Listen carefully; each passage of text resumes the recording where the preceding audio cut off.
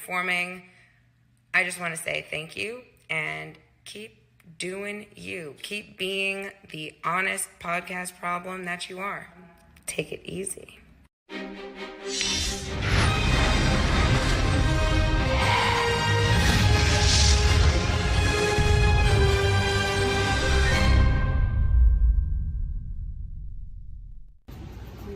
Are we rolling? Are we rolling? Covalent, Covalent TV, Covalent TV. Get the records. What am I doing, bro? What up, Mr. Kate here. Make sure you're checking out Covalent TV.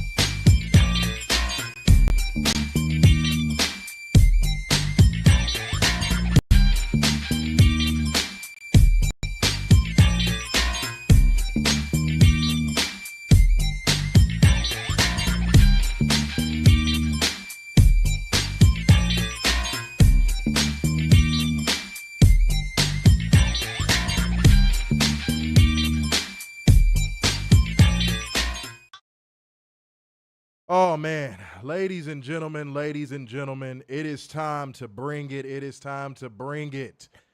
Oh, my goodness. Let's talk real quick, guys. Did AEW hit a grand slam, or did they hit a single, double, triple, you know what I'm saying, or just a home run? Let us know in the comment section. So that means, welcome to AEW Dynamite Grand Slam live review. It is your boy, Mr. Starksan. Big Dub. Sorry for any drop frames, ladies and gentlemen, but we are here. That is all that matters, ladies and gentlemen. We are here.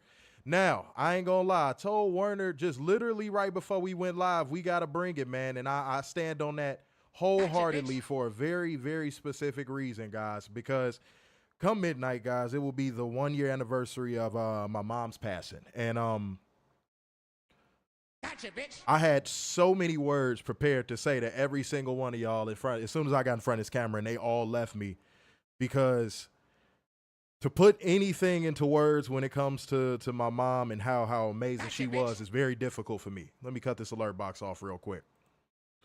It's very difficult. Okay? An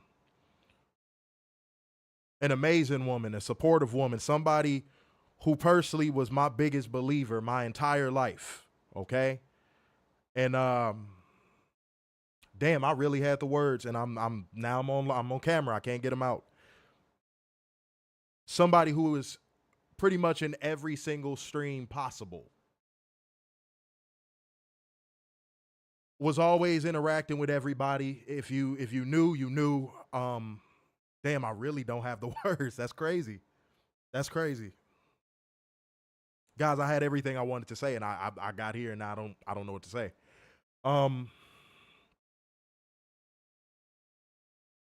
As I told y'all on Monday, God damn, I really thought I had the words, bro. As I told y'all on Monday, I wasn't gonna do any shows this week. I wasn't going to do it. I was not mentally there enough to do the shows. I was like, I probably shouldn't. But my biggest believer, man, my mom, she wouldn't let me, man. I was hearing her all last week telling me, Daryl, do your shows, man. Do your shows. You can't just do that. You got to do your shows. There's a lot of people that want to see you guys and talk to you guys. You got to do your shows. And even in a beautiful afterlife, because I believe that the afterlife, if you lived positively on this earth, is beautiful for you, she is still finding ways to motivate me. And that's just how amazing and fantastic my mother was. And I, again, still speaking in past tense about her fucks me up. But when it comes to just everything she did for me, the wrestling events she took me to, the Christmases where I got to open up all the brand new wrestling toys and all the things that led me to this point is because of that woman. And I want y'all to understand that. I just would not be in front of this camera under any circumstance if it wasn't for my mother. I wouldn't be here. I'm just going to be honest. And I want y'all to understand something very, very, very, very deeply from the bottom of my heart. We get frustrated sometimes. We have bad streams. I'm struggling, yo. We have bad streams. We have streams where we're not in the best mood. Guys, we're human. But one thing I'm struggling. God damn. I did not think I was going to do this when I got in front of the camera. Damn, I'm struggling. Okay. One thing I want y'all to know, and I'm sure Warner feels the same way. Fuck, I'm struggling.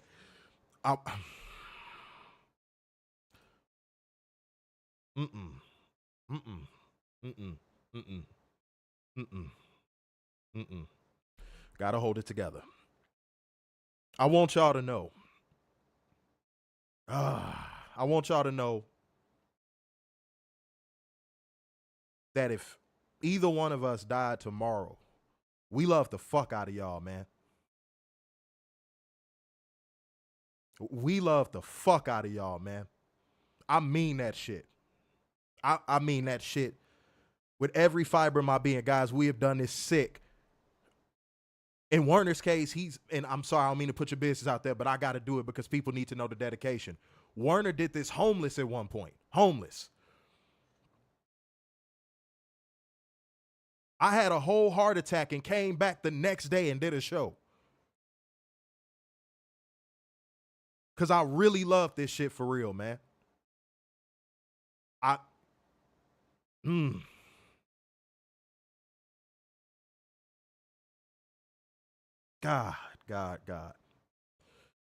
And the person who gave me this spirit to never give up on anything, to bring it every single time, no matter what the circumstance, it came from my mother. So, Ma, I know you can hear me wherever you are, and I know where you are. It's not even a question. I know you in that beautiful kingdom of heaven. Where you are, I know you are watching, you are proud, and I understand that. But I want everybody to feel the love that you gave me in every single stream that me and Werner do. I want that love to be felt because my mom gave that love to everybody. Everybody. Ask anybody who was in the comment section when she was here. And she was like that in real life too. Werner can attest to this. We all worked together at one point.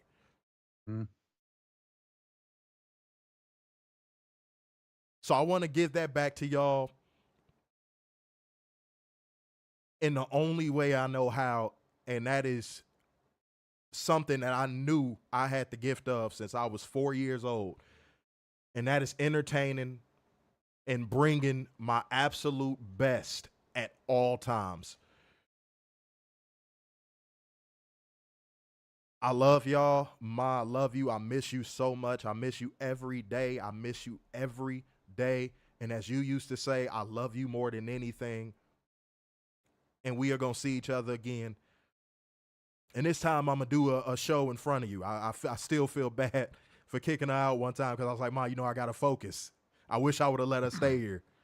But I'm going to do a live show in front of you, and we gonna be together again. And I know even in heaven, you are part of the like gang, comment gang, share gang, and donation gang. So much so that I go to check the Streamlabs page every now and again, and I see her still in the top donators. And it makes me smile. That's how much she supported the show, loved the people in the comment section. And loved me and loved Werner and loved anybody who loved me. So again, guys, I love the fuck out of y'all, man. And if either me or Werner die tomorrow for any reason, I want y'all to know that and know that this show has brought just the most beautiful thing that I never thought possible just from wrestling, and that was a sense of community. So much love to y'all, man, and Ma, I love you. I miss you so much. Werner, do you want to say anything?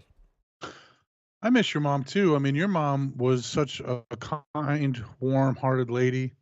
She took a fat white kid and took her under her wing when she didn't have to, and help out a lost person at a telemarketership, and help out. Your mom was always so sweet and nice to me. I miss her too. I miss her in the comment section, getting testy. So Uh-oh. Werner froze up, guys. Hold on. Okay. oh, No, you fine. You fine. Continue. Okay. You good. No, I just miss her. I think about her constantly. Same with my own mom. I miss both of them, and just it's difficult, but we're gonna get through this tonight. Absolutely. Because we had a fucking good show to watch tonight, and we're gonna review the hell out of it. Absolutely. And I told y'all, I said this at the beginning. I said this before I said anything. Tonight is the night to bring it. Tonight is the night to bring it because day one, since we started this shit, man, that's always been my intention. And I'm telling you right now that tonight is going to be no different, man. I feel like I need to say the intro one more time. So that means welcome to your AEW Dynamite Grand Slam live review. It's your boy, Mr. Starks, and Big Dub. What the fuck is going on, everybody? What is going on, man? Go ahead and do what y'all need to do. Wipe your feet on the way in with a like, with a comment, with a share, a retweet, all that good stuff. If the stream goes out, y'all know we going to kick back in. It looks like we had some drop frames earlier. We should be good, though, hopefully. Even if we do, y'all know we going to start right back up, all right? So sorry about any issues that we are currently having, but don't worry, guys. We gonna rock out regardless. We are going to rock out regardless. The devil ain't going to take this one from us, okay? Mm-mm. All right, you give the devil the victory, he going to keep taking up them victories over you, and you never going to come back. Trust me. It's a lot of people that the devil gets them down and they never get back up. You know what I mean? So no, we gonna do this shit tonight, straight up and down like 6 o'clock, all right? And if y'all are rocking, man, go ahead and drop a fire emoji and drop a dove emoji for my mother. Drop the fire emoji and the dove emoji. Not together, because we don't burn doves around here. You know what I'm saying? We not around here eating birds. We not cooking up good old-fashioned dove, all right? That's one. I'm sorry, I have a dark sense of humor as well, ladies and gentlemen. You need gallows humor to get through the day. Yeah, no. That's something I know my mom would have laughed at. I have a very dark sense of humor. We ain't out in New York cooking up pigeon. That's not what we do, ladies and gentlemen. We don't eat fried pigeon with slap your mama seasoning on it. That's not what we do. Some good stuff though. Slap your mama seasoning is one of the best seasonings out there right now. Mm-hmm. What do y'all season y'all pause ahead of time? What do y'all season y'all meats with? God damn it. Even with the pause, it's bad. Yeah. Jesus. I'm pausing it anyway. I don't give a shit. Catherine said, yeah, it's going to be a zombie, though. Yeah, said, if you see a zombie in Chicago tomorrow night, it's Brendan. He is there with his sister for a K-pop concert. Is this what happens when you die? Yeah, no, this is what happens. Okay. I know you're doing a lot better. You are at an Earth, Wind, and Fire or Prince concert. You ain't at no K-pop concert. You know what I'm saying? K-pop. God damn. Is he okay? Is that the Gangnam Style singing guy, or do we need to get him like a psych evaluation as a zombie? The first ever zombie psych evaluation. We might have to. Hey, that'd be fun. You know what I'm saying? So tell me what's bothering you. Okay. Fair. So when you, what does that mean to you exactly? Oh man, shouts out. Did we get the boogeyman to translate? Oh, well, shouts out to the boogeyman. Scaring children since infinity. Oh man. Salute to everybody, man. Where are we at on likes? I can't see it right now. Where are we at on likes? We got 20 people in the building, 13 likes. Okay, we could get that up to 19 likes, man. We can do that. But yeah, show the necessary love, guys. You know what I mean? We got a million ways to support. I just told y'all how to do that, and I'm going to remind y'all again in a second. But I know, I can hear everybody saying it. Come on, man, y'all got a job to do. We know what we got to do, goddammit. Mm-hmm. All right, we got to bring you beautiful people the news, whole one special, accountable, and bring you facts, data, statistics as we go, because that is just what we do. What? I don't drink coffee. It's water. Water. It's always water down here, you know. If nobody knows anything about water. Just poke yourself and see what comes out. Mm-hmm. That consists of a little bit of water. All right? Mm-hmm. A little bit of water. It's gonna be red, but work with me here. Work with me. Just go ahead and go to the kitchen. No, let me not do that. Let's move on. I don't want to encourage nobody. Some people might do it. We're influential. Mm-hmm. But let's get into 10 News. Oh no, Warner froze up. Oh, come on. Oh no, you back. Okay. Well, a documentary dropped today. Oh, Jesus. Tap dancing. Christ, don't get me started. Oh, man. So apparently it's nothing we haven't already known. Like really, there's nothing new with this. Really, though. The only real shocking thing to come out of this whole thing is that Stone Cold Steve Austin doesn't believe in CTE.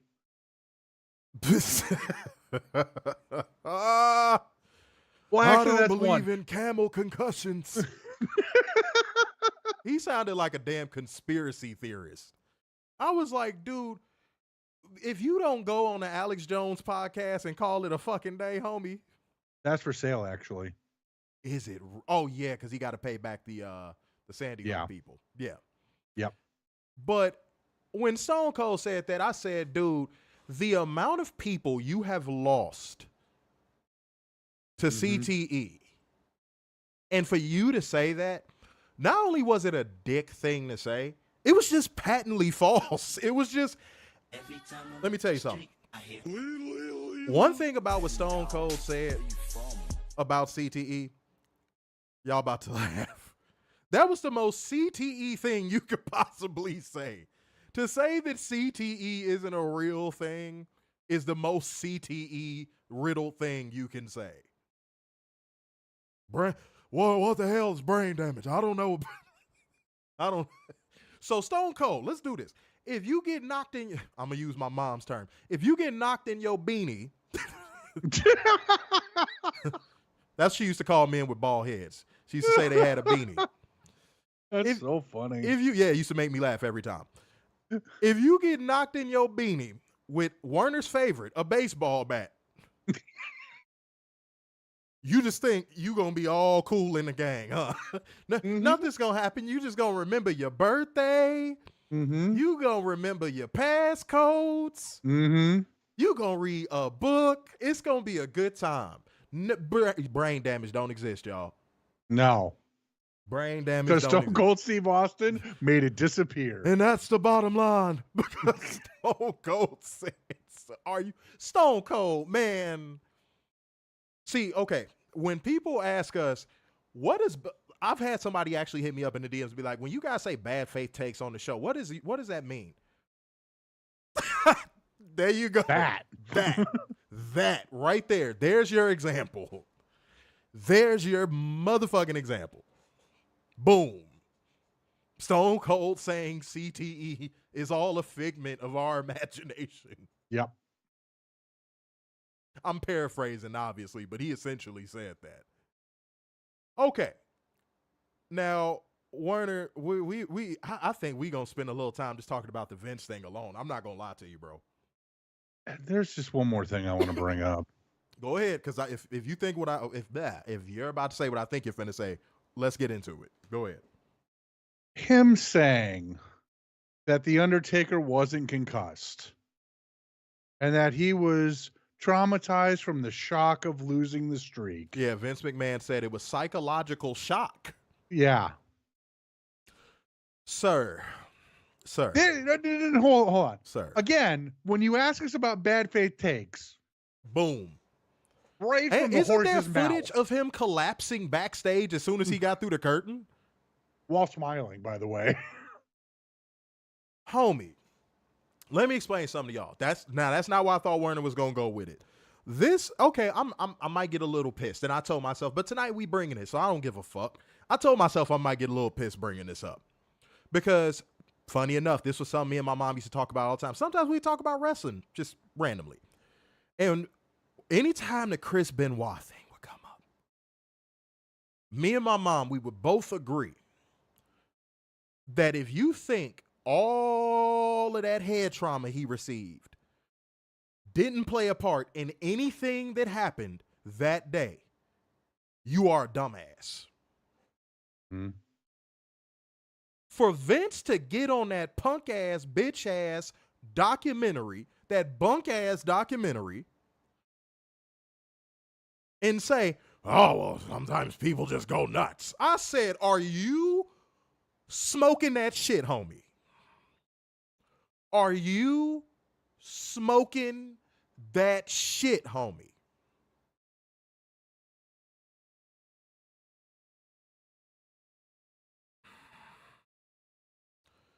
With all we know about concussions and CTE and just seeing Tua Tagovailoa, I always fuck his name up, and just seeing him go down on the field and all that stuff, with all we know about this shit, for Vince McMahon and Stone Cold to say that,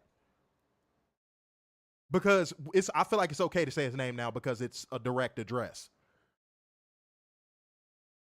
To say that about Chris Benoit, of all people, in that situation, you want to know what that tells me more than anything, guys? And I don't think y'all picked up on this. That shows me that Vince McMahon, we knew he was a piece of shit, but that showed me that he has zero remorse about that situation. Mm-hmm. I would even go as far as to say, I don't think he cared. Mm-hmm. I think once he found out, he took the OJ gloves off and was like, not my problem. Mm-hmm. That's what he showed me. That's what Vince McMahon displayed. And I told this is the part where I said I was going to get mad. I told myself I was probably going to get pissed when I got to this part. Motherfucker, I watched my mom battle with concussions and brain damage, homie. It's a very real thing, dipshit. And Vince McMahon, you're one of the few people on this planet that if I ever saw you in person, I don't think I'd be able to control what I would do, bro. Are you serious, bro?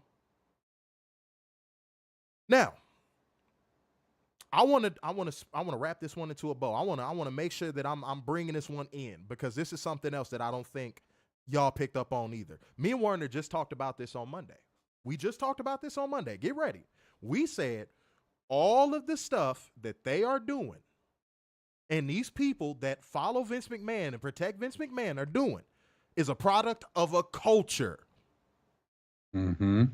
Y'all see how almost every single person that was interviewed on that documentary thinks the exact same way that sick, twisted bastard thinks?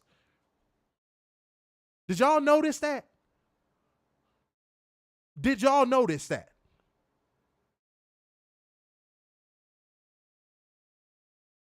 Now, I'm a good faith Christian man. I'm going to tell you right now, it is technically a sin to say somebody's going to hell because you can't cast judgment. To say, oh, that person's going to hell, that you can't cast judgment. That's not, you can't. You just can't.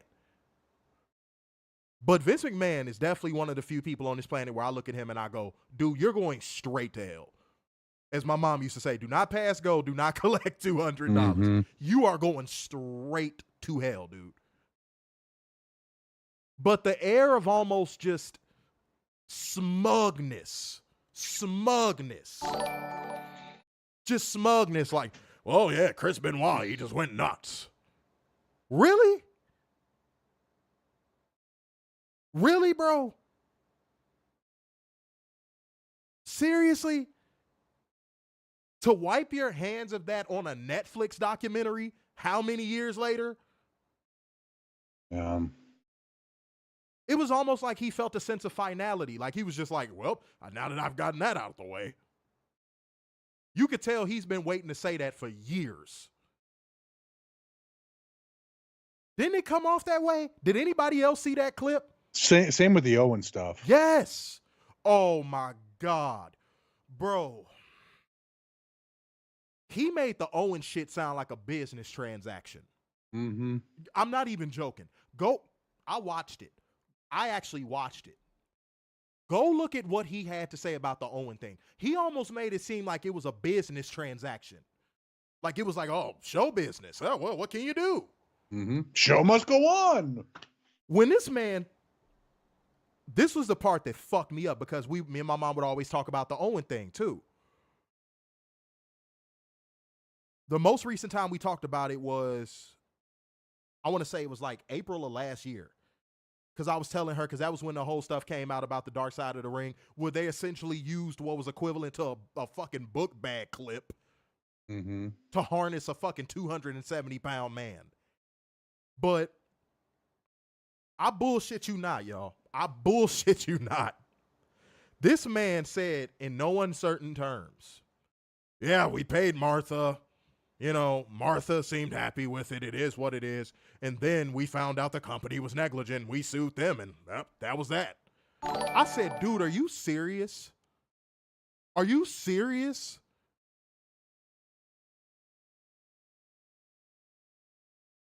A man died at one of your events, homie. You piece of fucking gutter trash. A man died at one of your events.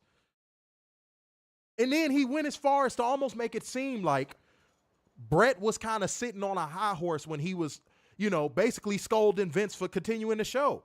He tried to make it seem like Brett was just sitting on a high horse.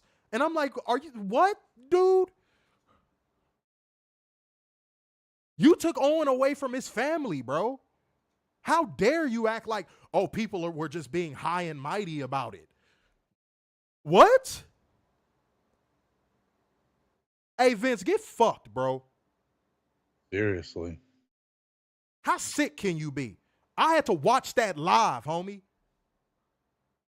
Same. Y'all hear me bring that up on the show all the time. I always bring up that memory of my mom having to drag me into the other living room and be like, you ain't never going to see Owen again, Daryl. I'm sorry. At that point, the only concept of passing I had was my grandmother. My mom had to pull me in another room and be like, he gone. You ain't gonna never see him again. Because as she used to say, Daryl, I'm not gonna sugarcoat it with you. That's why I'm so blunt. If y'all ever wonder why I'm so blunt, that's why. I grew up with nothing being sugarcoated to me.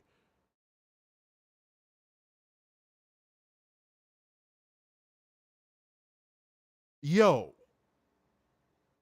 Vince is possibly one of the worst human beings to walk this planet. Hands down, no question. Is there even a debate? But Warner, was there anything that stood out to you, and is there anything you want to discuss, homie? I mean, again, there's nothing new from this documentary. We all knew the Vince McMahon character and Vince McMahon were the same person. We've known that since day one. Nothing shocked me outside of the Austin stuff and Vince being a dumbass about the Undertaker. Oh my God. It's sad and pathetic. Ooh, pathetic is a great word. And the fact that he doesn't remember Sable suing him. How do you not remember being sued? That's what happens when you get caught up in so much nefarious litigation. That's you true. forget your lawsuits. Look at what's happening with the fucking what's his name in New York? What's his name? Eric Adams or some shit? Look at what's he just got caught up on fucking charges. Yep. This dude was running New York like Gotham, and it finally caught up with him. Let me teach y'all something about the elites. This is something y'all really don't know. Because unless you're around them, unless you shake and move with them, and you've been in the same rooms with them, you probably won't know this. They don't give a fuck. The elites of this world will cross their own parents for $1. Mm-hmm. Or an advantage. Just for an advantage. Not even just $1. Just for a leg up. They have an obsession to power. Now, let me say this. Is there anything wrong with power? No. No. That's something that black people have been trained to believe. Oh, power? You don't need power to be successful in this world. Yes, the fuck you do. Yes, the fuck you do. You need power and influence. Yes, the fuck you do. Yes, you do. I'm not going to lie about that. But the extent that the elites of this world believe in power and always having a leg up or an advantage would stun you. It would stun the average person. You wouldn't be able to believe it. I'm gonna hit y'all off with something. Guys, I'm not going to tell y'all who I work for because you never know who would try to come out and dox you one day. You never know. Yeah. But just know I work for a very high-powered music entity. Very high-powered. And I went to an album release party. Watch the stream cut off when I tell this story, by the way. I went to an album release party, and I saw two very prevalent, very famous music artists who are still famous and prevalent right now. In a little side room with a music executive that's very high-powered. One of these artists is a man. The other artist is a woman. I'm walking past the room. You know that moment when you overhear something, even with a whole bunch of sound going on, you hear something, you're like, what the fuck? I hear this music executive say, yeah, I could help you get that album out. I could help you get some more money. That's no problem. But what are you going to do for me? And I stand there for about 20 more seconds. And I said, I got to walk past this room because the bathroom was literally right on the other side. I had to walk past this room. And I finally muster up the guts to walk past this room. And I said, I prayed to God. I said, God, prepare me for whatever I'm finna see. These two famous artists at the same time are giving a little hawk tour on this music executive. And one of these artists is a male gangster rap. Like he spit all that shit about killing motherfuckers, all that. And I saw this with my own eyes and I was like, oh my God. The elites of this world will do anything, just to gain even more power. Anything. They will subjugate whoever they need to subjugate. They will hurt whoever they need to hurt. They'll eliminate whoever they need to eliminate. And Vince came off as one of those people. But here's the problem. Vince wasn't of that echelon. And I'm glad that that's finally being exposed. He wasn't of that ilk. Vince thought he was one of the elites of the elites. He really wasn't. He really wasn't. He was just a psychopath with money. It's a difference.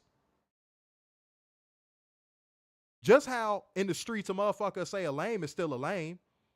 It don't matter if he got money. He just a lame with money.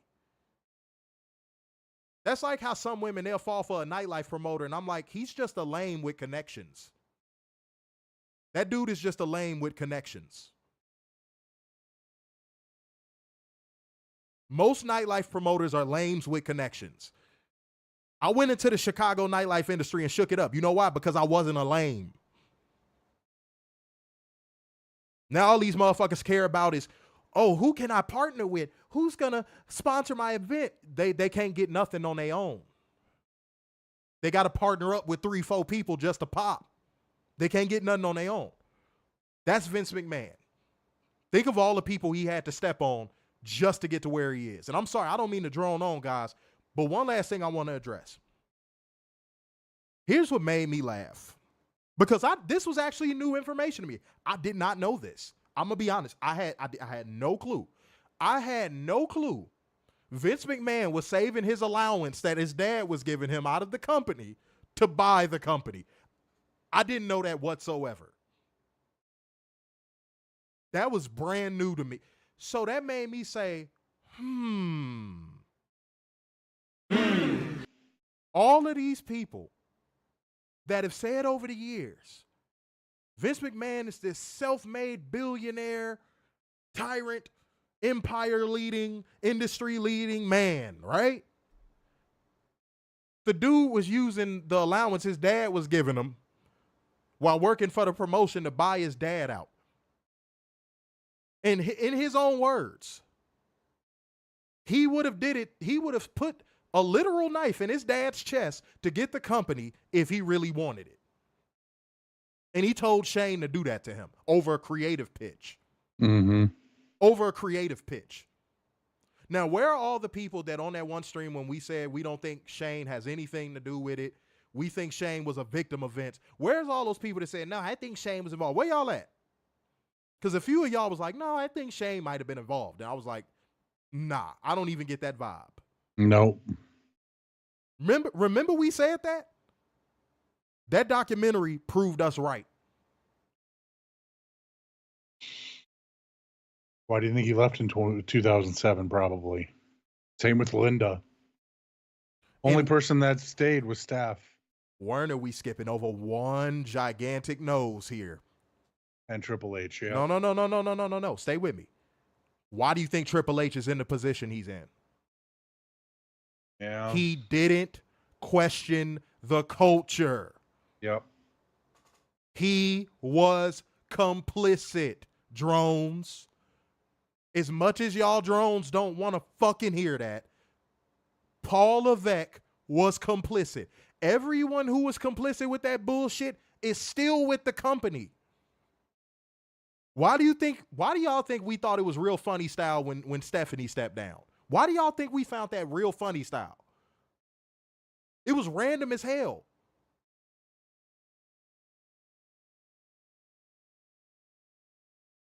And Stephanie didn't question the culture, so much so in the documentary when she was like, Vince was pitching all these weird ideas and the pregnancy idea and all that stuff. She was like, well, yeah, that was just the times. I'm like, what? Because it was a family show. When is incest ever in times? Like, what the hell?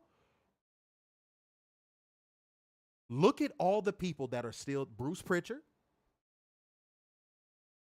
who is now Paul Levesque's right-hand man.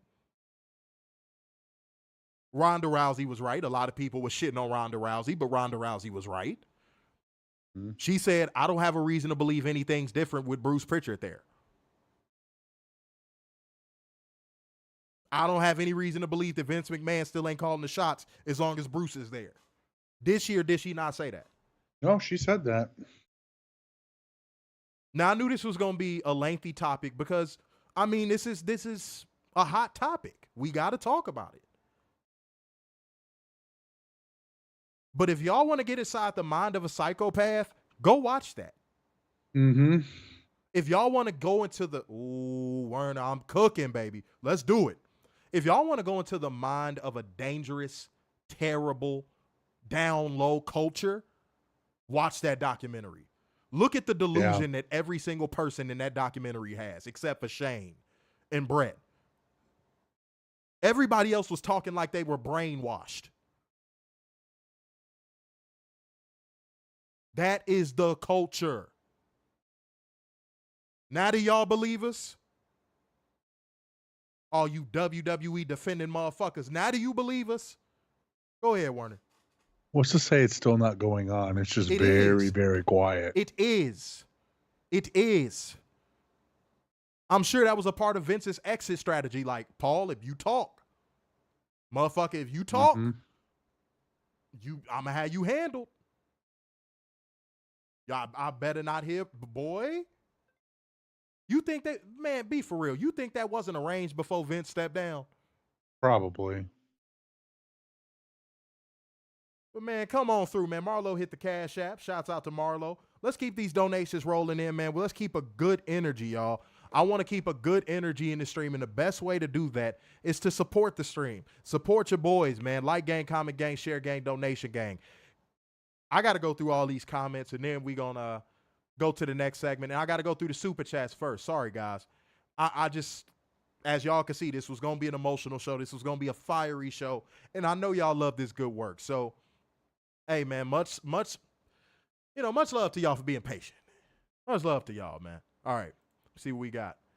We got 3. Hey, so we going to church. Hold on, wait. No, I don't want to test it. The stream already seemed a little shaky. We'll go to church on Friday. It seemed a little shaky tonight. I'll have to see about it. I don't know. Adrian Carpenter, you skipped ahead, but I'll go to the back end of what you said. This is great for Black wrestling. I'm very excited for where this goes. Salute to you for the 5 Schmackaroo super chat. Mm-hmm. All right. Let me read the other ones. And shouts out to everybody who's doing the emoji gang as well, man. Mm-hmm. Cairo's Objective came through with the 2 Schmackaroo, said keep up the good work. He really is binge watching. He dropped a comment on the SummerSlam review. Whoa. He has been binge watching. I got to give it to you, man. Straight up. There you go. That's support right there. Appreciate it. See what we got. Weekly Steel Chair came through with the 10 pounds, said Benoit went so nuts that Vince canceled his storyline. Can't say that word for the algorithm, but deletion angle just to return and address the situation. Disgusting man. Stone Cold wasn't dropped hard enough by Owen with the CT comments. Yeah, man. That's a culture, bro. Mm-hmm. That's a culture. That is a culture. All right, let's read a few comments. Weekly Steel Chair said, I wonder if Nick Khan will prepare major changes. Said, please tell me that Vince will pay for everything that he has done. Yeah, you don't commit that many atrocities and karma doesn't come back around to get you. It just doesn't work that way. And not only is karma going to come back around to get Vince, it's going to come back to get the entire company. Mm-hmm. And me and Werner will be here when that ball drops because it's going to happen. Mm-hmm. Hopefully it's sooner than later. Like that day when it's announced that the feds raided WWE headquarters or something like that. Oh. We'll be here. We'll be here because it's going to happen. We'll be here. Because the feds don't tell you when they coming. They just show up. Yeah, when they start pulling hard drives and all that shit, yeah, buddy. Yeah, buddy. Aaron said the culture will never die unless someone in the company speaks out, but it won't happen anyway. See, here's the thing. For talent to speak out, the money would have to stop flowing. Mm-hmm. So all those drones that say Janelle Grant is just in it for $1 and all that, no, that's the wrestlers. That's the main reason why the wrestlers aren't speaking out, because of that bag. You think some of them wrestlers in that company couldn't tell stories, bro? Be for real. And shouts out to Mercedes for not being scared. Yeah. Salute to you, Mercedes. That I actually would like to know how the higher-ups in WWE and TKO feel like Ari Emanuel over that documentary. Man, to get those comments, bro, it'd be like pulling teeth, especially if you're expecting prime journalism from the media outlets that are out there right now. You'll never. Yeah, you're not going to get it. You're not going to get it. That's like expecting CNN to get on camera and tell the truth about the upcoming election. Ain't gonna happen, Captain. Marlo said the culture hasn't changed one bit. No. The one person I think is being paid the most for her silence, though, is Linda McMahon. Yep. I mean, $100 million to run for the Senate twice. Yeah, I think Linda McMahon is probably being paid the most for her silence. She is the hard drive. Yeah. If the feds get a hold of Linda in court, if they get Linda under oath, oh my God. You know, I wonder if that's just a conversation between her and Trump. I'm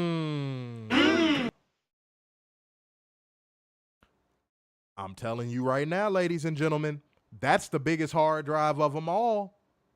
But again, what is the friendship between Vince and Trump now? It's probably strained. Who knows? Yeah. If they get Linda under oath, ooh.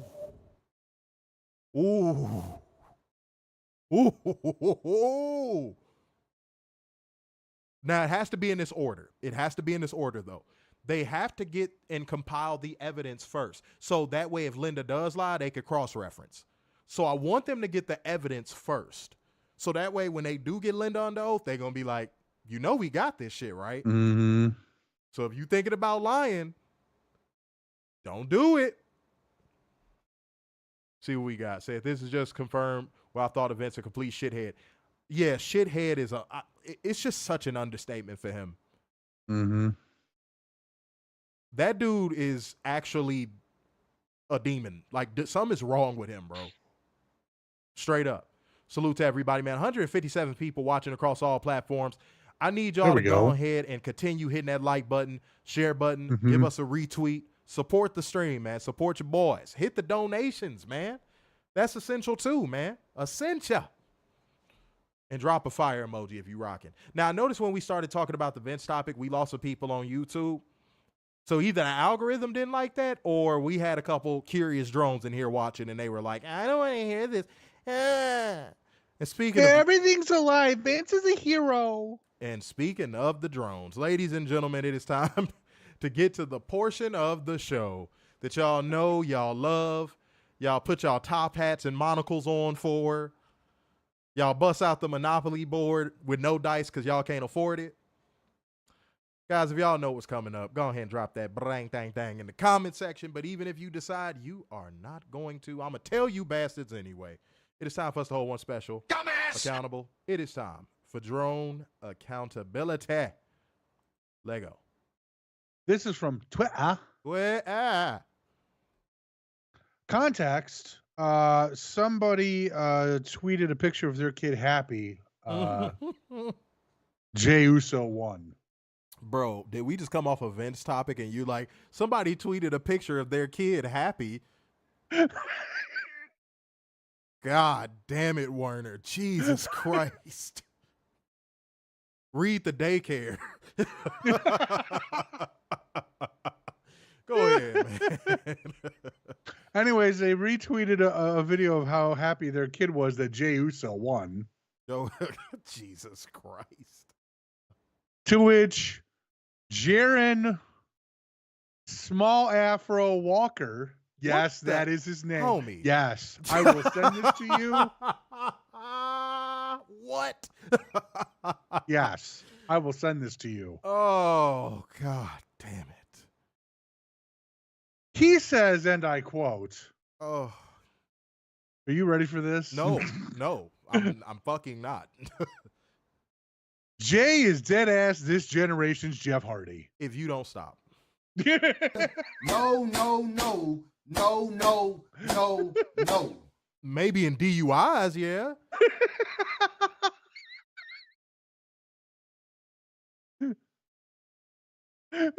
What are we doing here? What are we homie, what are we doing? What are we actually doing? Dude. Oh, God. If Jey Uso had a goddamn Yu-Gi-Oh card, the picture on the front would be tequila. Well, it would be Dwayne's tequila, because, you know. Well, you know, got to keep it in the family. Vince, too, apparently. Yeah. And she'll like it, too. Oh, man. Yo, Nugenics needs to sponsor us, bro. We've been shouting them out for a long time, for the last 5 years. Hit us up, bro. Hit us up, man. Look, I'm starting to get to that point where it's like, yo, if you were born after the year 1998, you should not have an opinion on wrestling. You just shouldn't. You just shouldn't. You just shouldn't. You just shouldn't.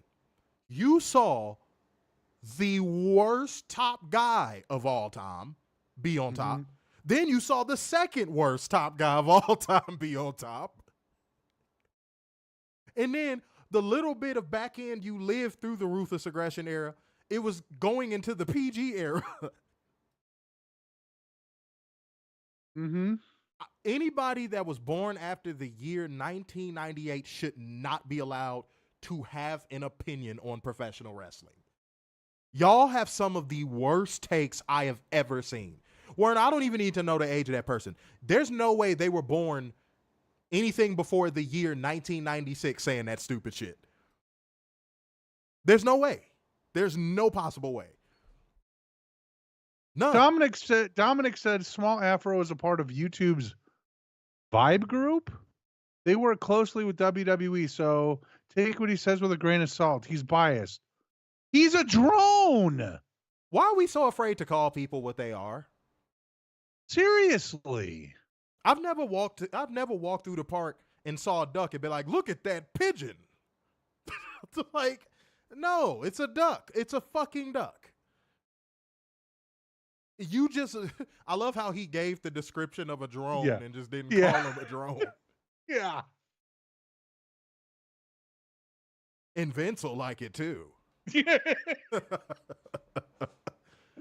Bro, call him what he is.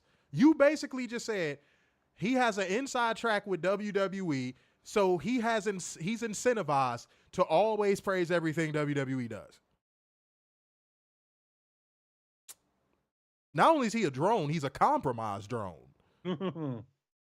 There's not even a chance of him liking anything else. Right. Like, what? All right, man, y'all got to stop, bro. Y'all got to cut it out, man. Said being a part of YouTube Vibe group means stuff. What the fuck is the YouTube Vibe group? What the hell does that mean? And first of all, Vibe spelled with a Y makes me want to tear my own eye sockets out. Makes me wonder if they're part of that mafia that's all around the world. Is that where our streams get shared when our live views go up to like 300 people watching?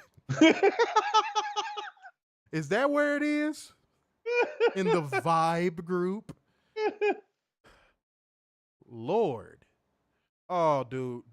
I'm not finna look. I'm not finna give free clout to none of the people you just said. Yeah. No, look. Y'all want to talk about scraping the bottom of the barrel of the IWC? Go look at Weekly Steel Chair's most recent comment. Yeah. Come on. Those are people that just persona non grata. They should never be brought up under any circumstance. They are meaningless. Real shit. Straight up. Yeah, weirdos at best, by the way. Yeah, no, people saying that, but that oh, that's fucked up. Kath said Jay versus Jeff in a DUI match. Yo. What would that look like? Yo. Last one to the car is Roderick. Do they have to start in the ring and then run to the car? No, Oos. And then whoever gets pulled over they just first? Gotta be in day one-ish. And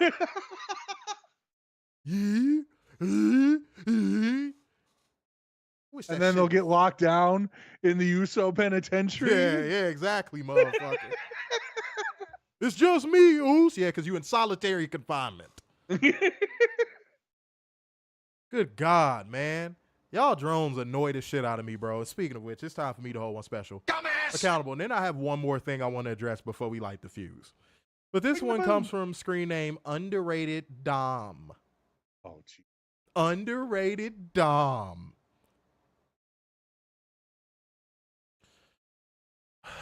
Even y'all screen names make us want to facepalm. Like, it's so bad, bro. All right, but screen name Underrated Dom had this to say. It will take a lot to damage Vince. He brought us one of the biggest joys to many lives. It will take a ton more than some woman who had a consensual side relationship with him, and she decides to wake up one day with amnesia after receiving over 100 gifts to damage our GOAT. Dumbass. Culture, and then when it comes to the drones, brainwashing. Yeah. It is a combination of the two. Culture, brainwashing. Culture, brainwashing. Only drones can hear about what happened with Vince and go, he's my GOAT. Mm-hmm. Thank you, Vince. Thank you, Vince. But bet any amount of money, this same person with this same screen name got all the smoke in the world for Diddy. Right? Ain't that something? Ain't it funny how that work? Just thought I'd point that out. Just thought I feel like that was fair to point out. Don't you think? I think that was fair. I think that was a fair assessment. I find that real funny every single time, ladies and gentlemen. Elise said, I'm safe then. Elise, come on now. You talk about the age thing. Come on. come on. You know. Elise, you probably pushing 50 out here. I don't know. You're gonna have to let a brother know. I'm not sure. Aaron said, sounds like a P. Diddy defender. P. Diddy. That's what I'm gonna call him from here on out. P. Diddy. Jibble and P. Diddy. How you doing, Mr. P. Jones? All right, but let me see what we got. Dominic Carter said, go. Yeah, apparently to these drones, Vince McMahon is the GOAT. Said now, Catherine, remember, according to Stone Cold, CTE doesn't exist. That's right. Rhea said, Vince McMahon supporters are the biggest trash walking earth. I agree with that. Absolutely. That hurt my brain. Said, well, okay, it's time to get into it. Man, yo, we got so many topics to talk about. I knew this was going to be a loaded show, but like, man, we got so much to talk about. Okay. Partnership. Let's get into the beautiful topic of partnership. TNA and WWE, guys. Oh, Jesus. We've had it bashed into our brains for the entire past year of how great this partnership is. TNA is the second promotion in the U.S. and drones all of a sudden loving TNA, and everything is so great, and we'll send you Tatum Paxley, and we'll take Jordan Grace, and we'll send you Brindley Reese, and we'll take Rosemary. It's so great. My head's going to explode. NXT, blah. And none of your TNA favorites are going to get a win. But wait. There's more. But wait, yes. Today, it was announced that WWE is challenging and opposing the trademark that TNA and Anthem filed for Santino Marella.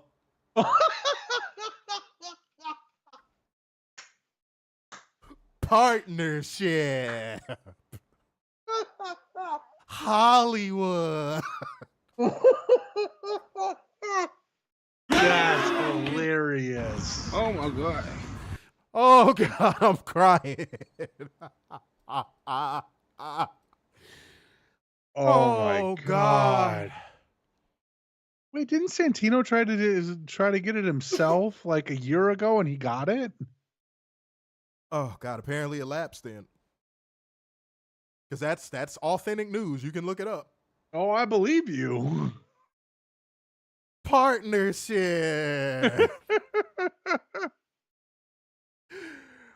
Yo, if that wasn't WWE's way of basically telling y'all, we don't really fuck with y'all for real, and we really finna buy y'all out. And if we don't buy y'all out, we just gonna take y'all top talent. We only here for us for real. TNA Anthem, I thought that AEW partnership was so bad. I thought it was so bad. Has Roman showed up in TNA? Has Cody? Motherfucker, they couldn't even let AJ Styles show up. No. What about Gunther? He's a champion. No. Why do that when you could send over Izzy Dame? Well, what about Rhea Ripley or Liv Morgan, who's the women's world champion? Warner, partnership. Fuck out of here, you drones. I hate you bastards. I had to listen to y'all drone on all this year. This partnership is so great. It's going to be great. It's going to be the best thing in pro wrestling. They're going to elevate TNA. Jordan Grace is going to come to WWE, and it's going to elevate TNA. Y'all look dumb as hell. I knew it was beating the Kenny Omega ratings, right? Werner, hold on. Let me tell you something. I knew it was dead in the water. I was there. The very first fucking pay-per-view after the partnership was announced, I was there. And I said, if Tatum Paxley comes out here for this damn open challenge, it's DOA. I said that. Yeah.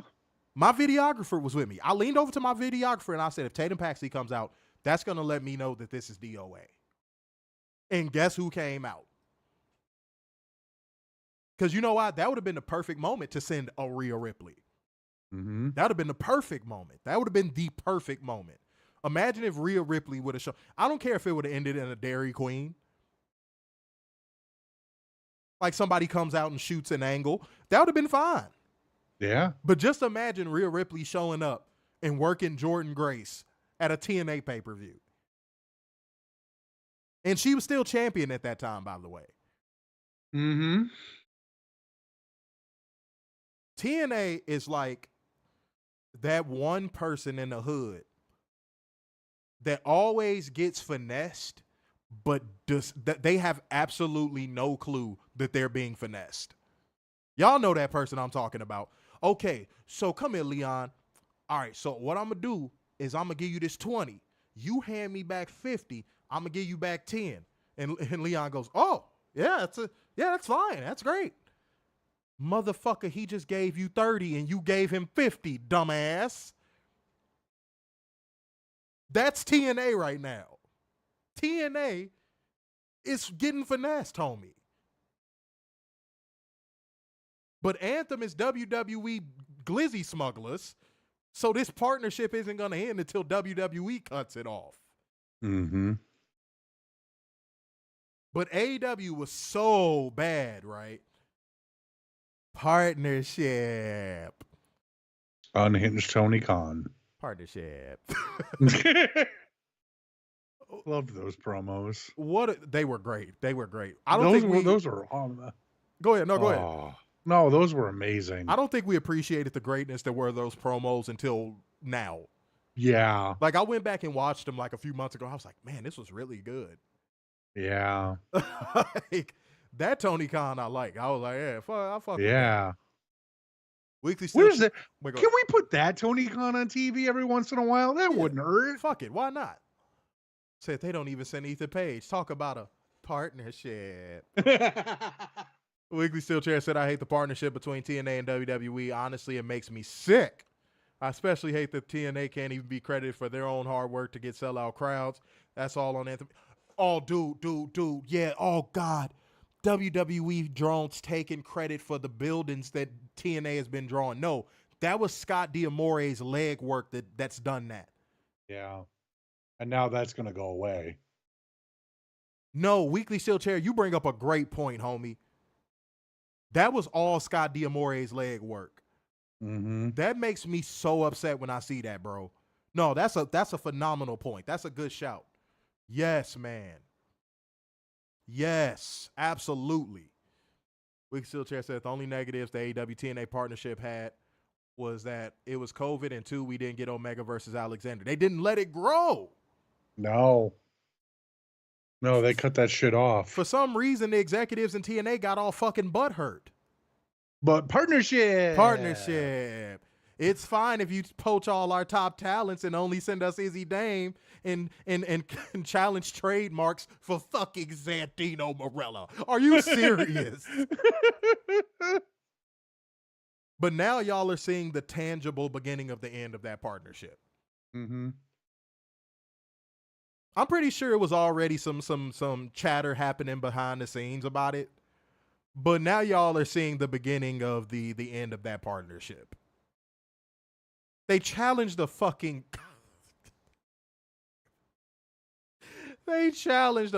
claim for Santino goddamn Marella. Does that sound like somebody who gives a fuck about TNA? Mm-hmm. Bruh.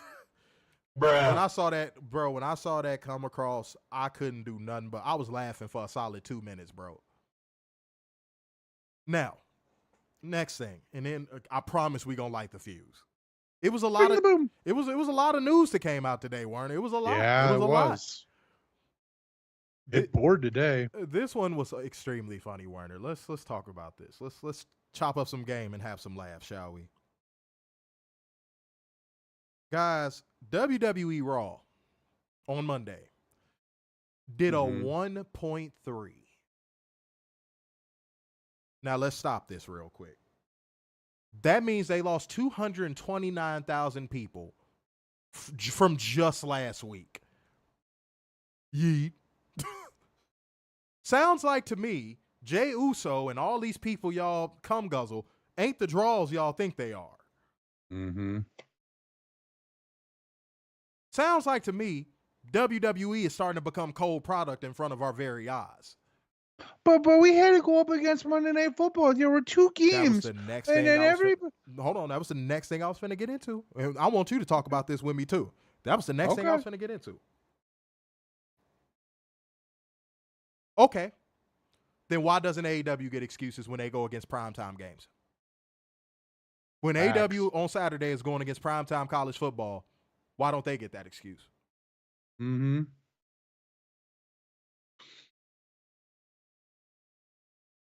See how fast y'all logic falls apart? See how fast that logic falls apart? If AEW gets low pay-per-view buys on a pay-per-view on a hot football Sunday, do they get to make the excuse that it was a hot football Sunday? No. Okay. So what are we talking about? Why is that an excuse? And it's always an excuse with you weirdos. Like, if it's not football season, it's, the fucking Portland Trail Blazers were going against the Oklahoma City Thunder. That's what did it. Mm-hmm. A random game on the NBA schedule. And if it's nothing on, it was Fashion Week in Paris. That's why they got a low. All the excuses y'all make for that terrible, terrible, god-awful, sterile corporate trash. But the president had a national address. We had to watch that. Yeah. Crumble Cookies had 2-for-1 specials. That's why they were down 100,000 viewers. DoorDash waived all their fees. I was standing on Martin Luther King Boulevard. That's why the ratings were down this week. Shut up. We got a drone on Facebook. Pack him up. He's just regurgitating drone talking points. Pack him up. Pack him up. Get him out of here. He's just regurgitating WWE drone talking points. It's not even original. Y'all know how that go. He's over here. Tony Khan will pay his life for WWE Monday Night Raw's ratings. He typed out that whole shit too. Then, bro, get out of here. AEW's trash, and why you know it? Because you're crying about it. So keep crying harder. AEW sucks. Saying that while crying is kind of funny. Yeah. Dude, you're a grown man whining about wrestling. You know that, right? Dude, I'm going to get off of this camera and my life is going to be phenomenal. The only person crying is you, bro. Did you pack him up? Yep. Good job. There we go. Appreciate you. But talk about it, man. Talk about the ratings and all of the excuses. You know, we don't bring up ratings because that's not what we focus on. We focus on in-ring product. Entertainment value. Yep.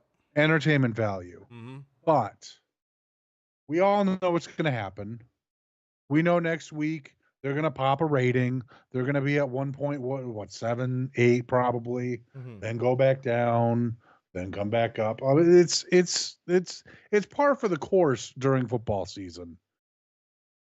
Now, I'm not using football season as an excuse. It's just that's what happens.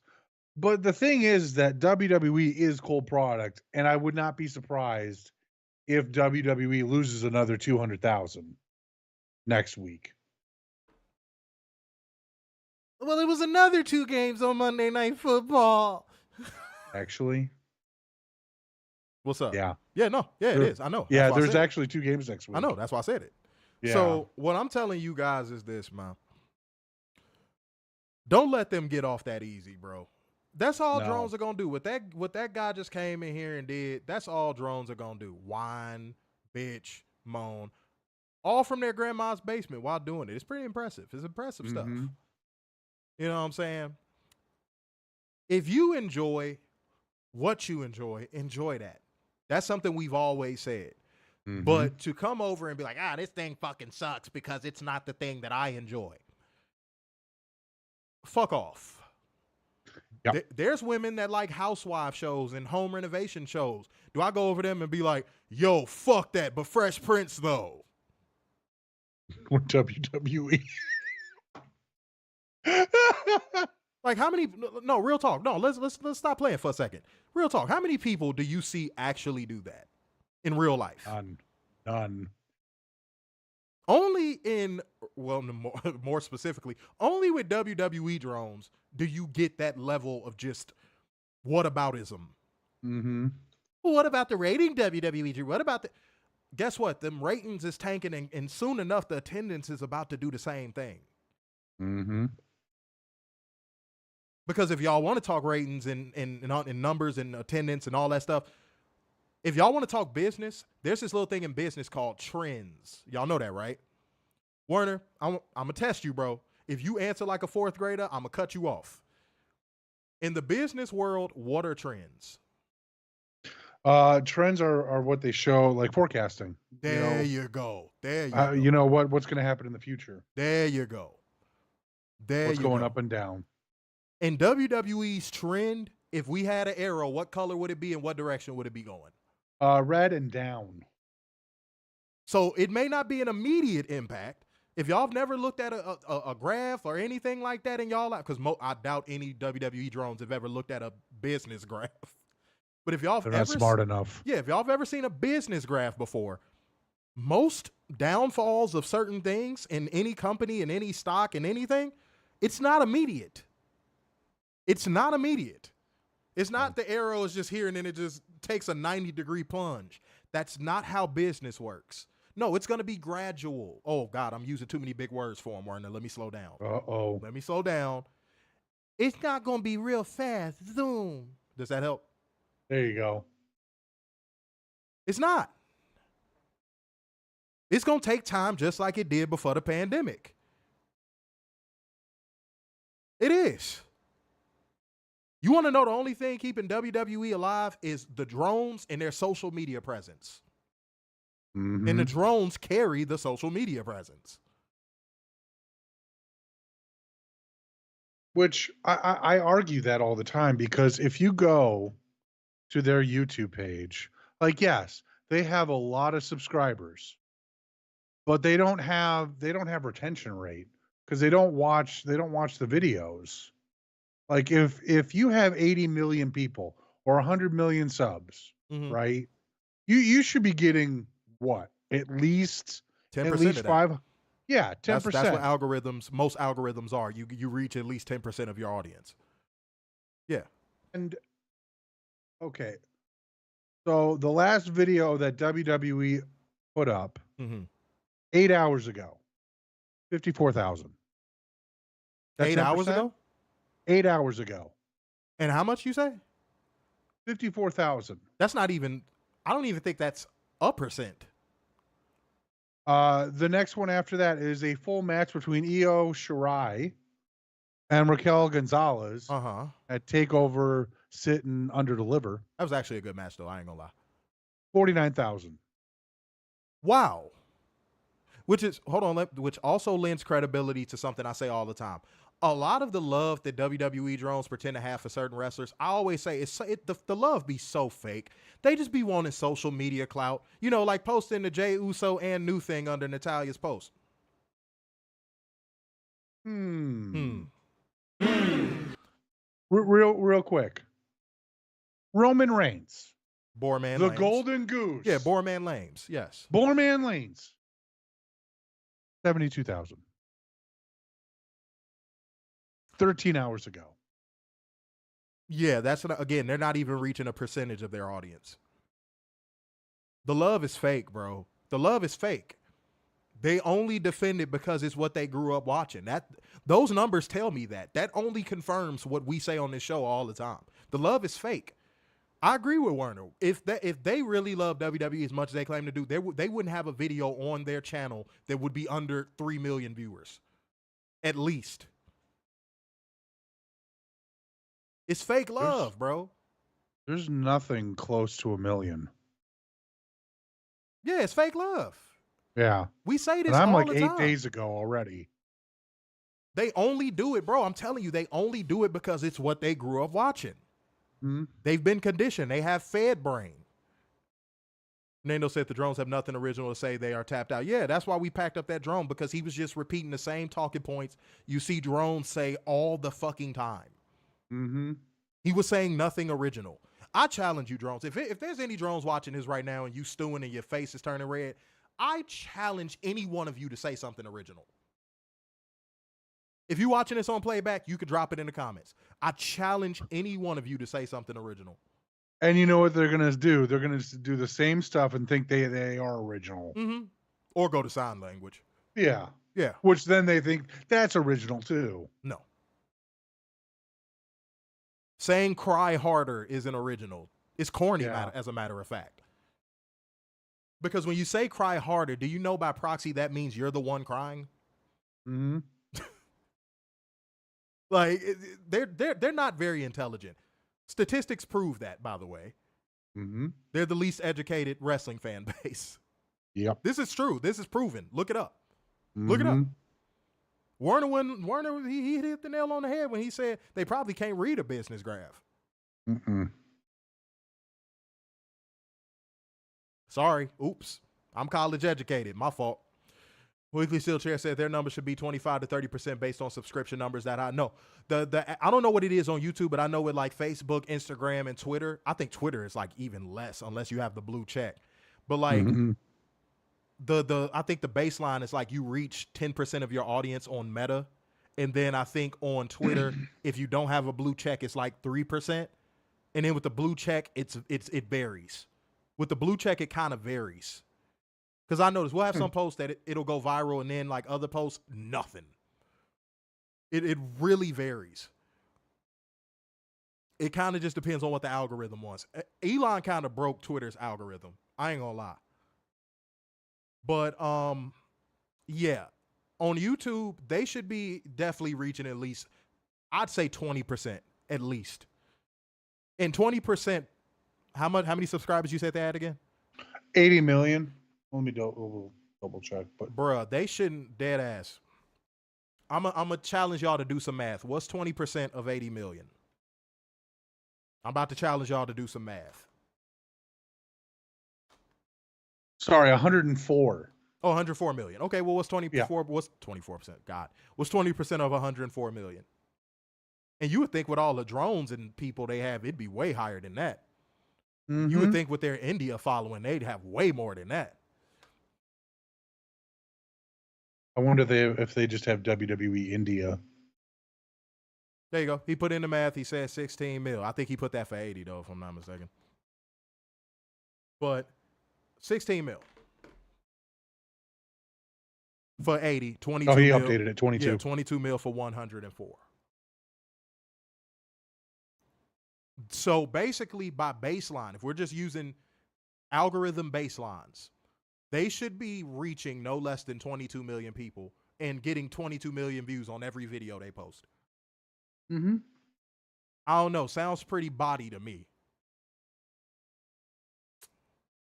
Sounds pretty body to me. Sounds like they bought a lot of bots. Guys, I do this for real. Wait, didn't Tony Khan mention something about bots? He did. And he actually paid for the research because he owns a data and God damn it, Daryl. Slow down. A data and analytics company. Yeah. Yep. They should be reaching that number. Easily. Just saying. All right, guys, I know y'all sick of us, man. Now it's time to light the fuse. Bring the boom. Dynamite. Dynamite. Yay. Yay? Do you want a balloon, young man? Yay. Oh, you was one of the slow kids. I want ice cream and cake. Do you want a helmet, little man? No. But it's a lion's helmet. No, I'm going to be like Darby. I don't need anything. Watch this. Let me change this tune real quick. But it's a Wolverine's helmet. Shit. I'll take it. Yeah. Oh, God. Warner changed his tune real quick. I ain't even had to do nothing. He just switched up that fast. Oh, man. Good for you, Warner. Good for you. Good for you. And by the way, old girl that I told you about, she know exactly where that is, bro. Oh, really? Awesome. Yeah, straight up. Yeah, real talk. Awesome. Yeah. All right, the show opens with Nigel McGuinness Beer making his entrance.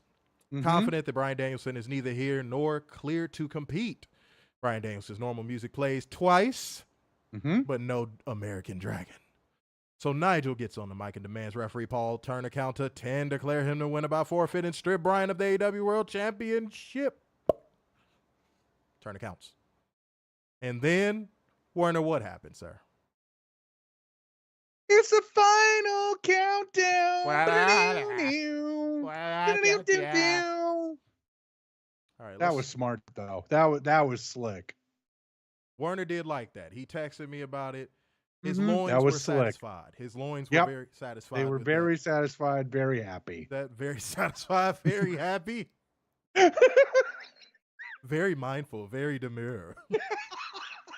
Good God, Werner. Good God. Fired. We're bringing it today. Yeah, we are bringing it. Fuck yeah, but we ain't bringing it like that, goddammit. He said very satisfied. And she'll like it too. Feel the warmth and luxury that you deserve. Oh my God. He said that was very storytelling too. Oh yeah, drop a dragon emoji, y'all. Go ahead, Catherine. There you go. Drop some dragon emojis. Y'all don't gotta be prompted for the emojis, man. If y'all want to drop some emojis, feel free. Wait. AEW tells stories? The what? I didn't know. Oh my God. Uh-oh, Werner. We cooking with gas now. Oh, we cooking with propane and propane accessories. God damn it, Bobby. What the hell? Oh, God.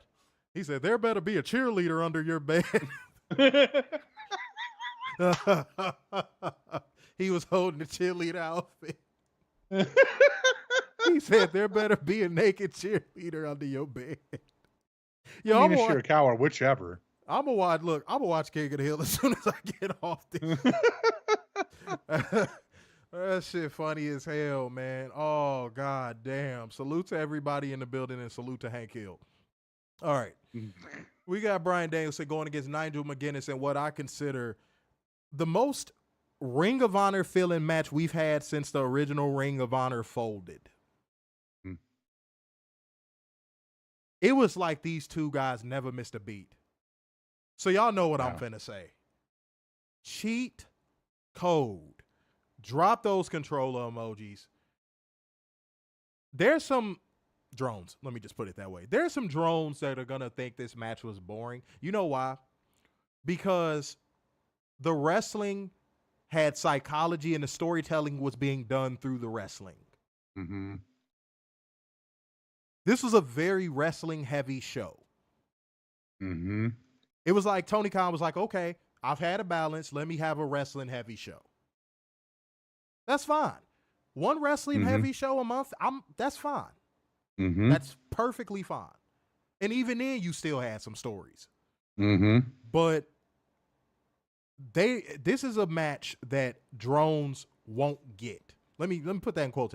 They won't get it. This is an acquired taste cheat code of a match. You have to really enjoy technical wrestling to enjoy this match. That's why I don't recommend Bret Hart to everybody, because not everybody is going to get Bret Hart. Like you'll watch, like I know some people that I put a Bret Hart match in front of them, like, this is kind of boring. I'm like, okay, cool. And then I put a Rey Mysterio match on in front of them, and they're like, oh, that was good. I'm like, okay, I see what type of wrestling you like.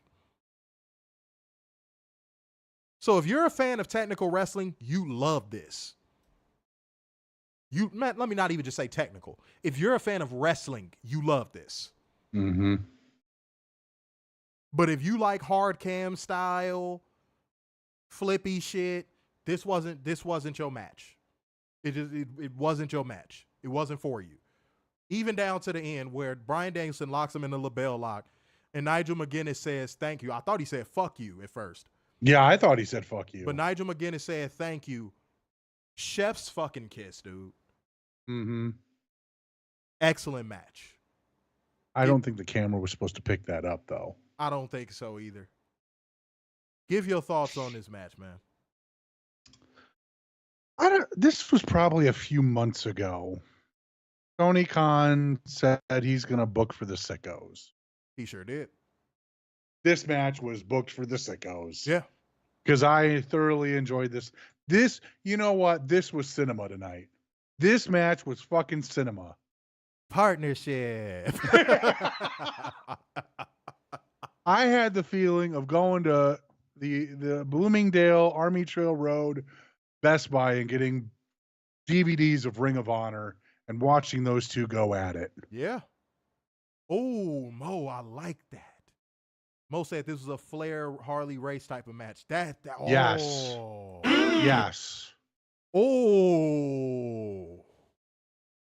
Nigel was definitely Flair in this one. Yes. Wow. That was a good shout. Y'all on the ball tonight. That was a good one. I like that shit. But in terms of the match, what I loved about this match, when you tell a story through wrestling, it felt like a movie. Yeah. You had action beats every few moves, and then you went back to the technical stuff, and then there was 3 acts, and there were action beats in between. It was a great match. That's how matches are supposed to be. Exactly. Yeah. That's how you tell stories in the ring. Werner just said it, 3 acts. 3 acts and action beats in certain areas in between the technical and the rest holds. That's why I don't like too many false finishes, because it takes out the last act of the match. It makes the last act of the match meaningless. Go ahead. Now, correct me if I'm wrong. This match was commercial free. Was it? I don't remember seeing any commercials. Oh, and by the way, happy birthday to Janai Kai. Salute to you, Janai Kai. I'm sorry, I meant to say that. Happy birthday, Janai Kai. Happy birthday, Janai. I told her I'd shout out. But fucking Weekly Steel Chair. Or she'll kick you? Man, look, don't get me started. It's a story that y'all don't know. Ouch. Ouchie, ouch, ouch. Y'all don't know, man. I'm scarred for life. But hey, it's okay. CTE doesn't exist. No, it doesn't. No. It doesn't. But there's a story. When in doubt, pinky out. But fucking said it was a commercial-free match. Okay. Said in-ring storytelling will always be my favorite version of wrestling. Aaron said only pro wrestling fans will understand and appreciate this match, not the WWE drones. I saw a comment I wanted to read. There we go. Mo Dunn said, I saw one idiot post, where's the story behind this match? Proves they don't watch. They've been showing it the last 2 weeks. That is a well-established point. And I think that we should bash that in the brains of drones. Well, very tiny brains of drones more often. Go ahead, Werner. Technically, this has been going on since Nigel showed up. Pretty much. Because Nigel's been running his mouth about Bryan Danielson every chance he got on commentary. They've been leaning into this for a very long time. And Bryan Danielson only talked about it at one media scrum. One. Yep. That's it. No, it's been all Nigel this entire time. Yeah, Nigel's been selling this angle. You could tell he wanted it. Yep. You know what I mean? Some people, when they want something, you can't stop them from going after it. They just have that like, I think that was Adam Copeland too. I think Adam Copeland was like, once he realized he could do it again, he was like, oh, I'm about to do this shit. Mm-hmm. I'm not just going to do it. I'm finna do it. Mm-hmm. Like, so no, shouts out to him, man. Getting to relive all his dreams, man. That definitely was. I just hope that this isn't the last match for him. Yeah. No, well, from what I've read in a couple reports that he wants to definitely work again. So we'll see. Dominic Broderick on YouTube said, definitely was a cinema in my opinion, but hands down a technical masterpiece. I really enjoyed it. Talk to me. Dominic, let's do it like this. What is a match you consider cinema? Roman Reigns. Hold on. Let him cook. What is a match you consider cinema? See, these are the questions y'all gotta ask. When people say stuff like that, challenge them. Challenge them, please. I know he gave kudos to the match, so I'm not shitting on him. But this, you gotta challenge stuff like this. Said, but according to podcasters, Nigel running his mouth is his storytelling. Because they don't know about storytelling. Homie, we just watched a feud about a damn bracelet. Yeah. They have no room to talk. And they have a damn Twitter belt. 2 of them. Right. What are we talking about? They have a Too Fast, Too Furious belt. What are we talking about? CM Punk and Drew McIntyre are feuding over a 10-cent bracelet. Mm-hmm. Like Werner just said, where's the room? Where's the room to even have a conversation? You know what I'm saying? So bad faith. Bad faith. So WWE are probably going to try and sign Nigel from AEW. For what? How? He's under contract. They ain't never stopped them in the past, goddammit. No, that's for true. what, though? But for what? For what? For what? Let's sign him away from a place where he seems genuinely happy. Oh, and the drones were up in arms and butthurt about Mercedes saying that too, because Mercedes walked that whole thing back about, oh, I'll find my way back to the WWE. She basically said today, like, I don't really see a need to go back. No. She was like, now that I'm here and I done kind of got, you know, accustomed and got comfortable, I don't really see a need to go back there. And Tony wants to work with her and be collaborative. Mercedes flat out said it. Dictator. Yeah, shouts out to her for keeping it real, because she flat out said it today. She was like, I don't really see a need to go back. And the drones were like, well, she said she was going to come back. Well, we don't want her back anyway. I'm like, y'all need to pick a damn struggle, bro. Y'all need to pick a damn struggle, dog. Wait, no. He said the match wasn't cinema. No. Dominic said the match wasn't cinema. He said, when Nigel runs his mouth, isn't that all WWE does? But said definitely was not cinema. You could tell it was not. Okay. What? That didn't answer my question. What is a match you consider cinema? I didn't say nothing. What is a match you consider cinema? Challenging you is just asking the question. What is a match you consider cinema?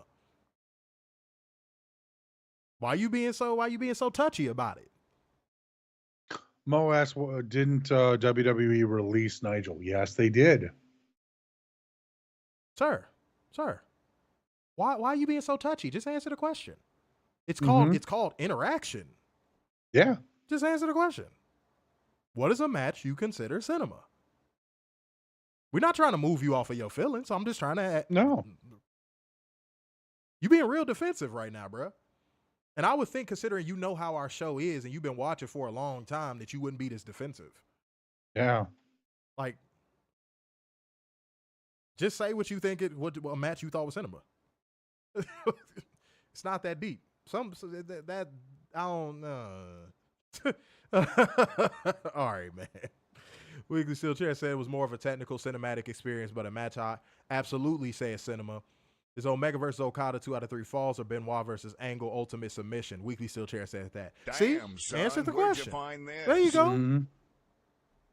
Weekly Steel Chair answered the question. It is what it is. Dominic said, so a match I consider cinema would be Owen versus Brett. You put in 3 other comments fighting against it when you could have just said that. Was that so hard? Was that so hard? But you know what? I actually do kind of sort of have to challenge that. I actually do, now that I think about it. That was a technical match. Mm-hmm. That was a technical match. That was a technical match to its core. The SummerSlam 94 one, maybe not as much, but the 10 one was definitely a technical masterpiece. I don't make the rules, bro. I wasn't even trying to like, but like you said that, and I'm like, that was a technical match. That was a technical match. Yeah, but no, that's a good pick though. That's a good pick. That is a good pick. All right, let me see what else we got. Okay, cool. So I like the response. To be fair, Brett is my favorite wrestler, and Owen was a level that many couldn't match. Brett was better than Owen in a lot of regards. Not Brett. I'm sorry. Mm-hmm. Owen was better than Brett in a lot of regards. I'm sorry. That's something that I will die on that hill. I know it's an unpopular opinion, but I don't care. Owen was better than Brett in a lot of regards.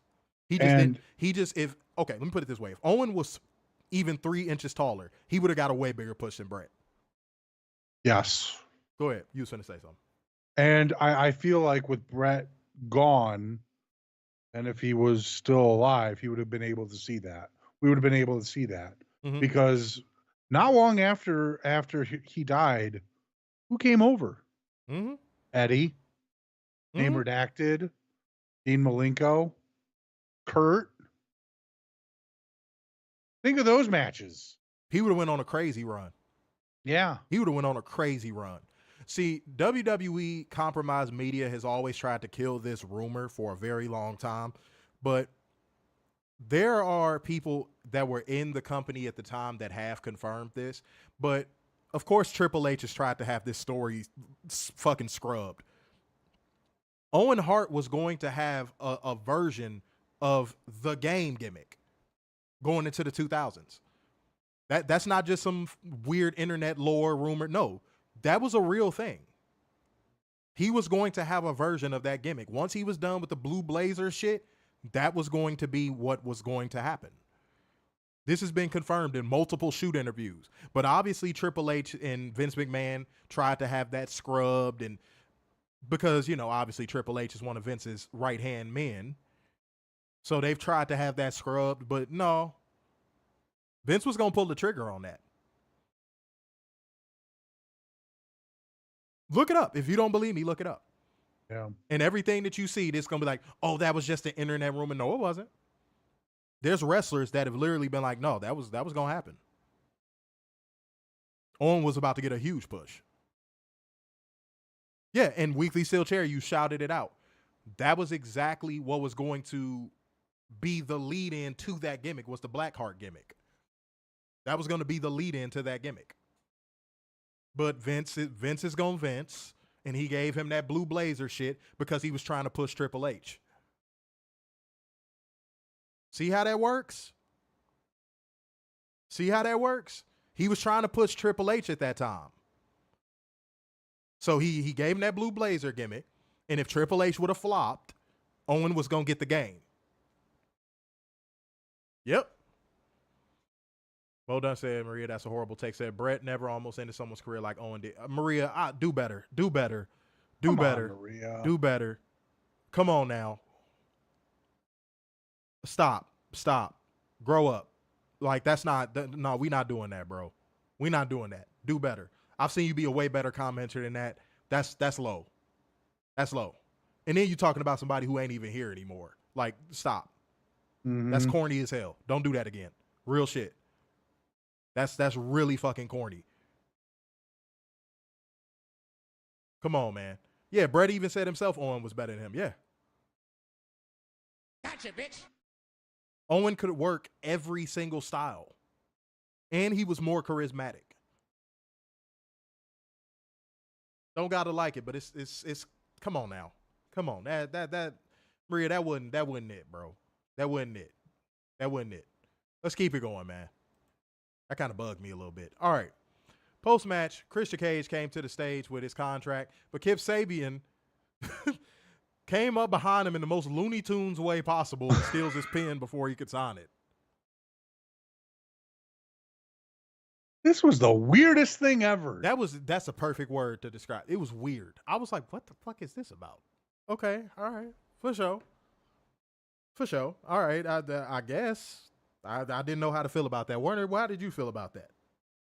It's just weird. It was very weird. I didn't know what to feel about that. Yeah, that was, yeah. Moving on. Yeah.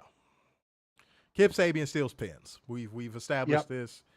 That guys know I have opinions on WWE and AEW. They are just those single person's opinion. I'm not offended, nor do I get upset. I just like what I like. I appreciate the whole forum. No, man. Again, it was just really just a question and answer. That's all, man. It wasn't that deep, man. You could have just said that. Yeah, like you could have just fucking said that. But let's keep it going. Hook versus Roderick Strong for the FTW Championship. I might have a interesting take on this match. You know what this match kind of felt like? This kind of felt like Hook was like, I'm going to go out here and hit a soft refresh on my career. Yep. I don't know. Something about this felt like a soft reboot. I could be wrong. But something about the energy surrounding this match felt like soft reboot.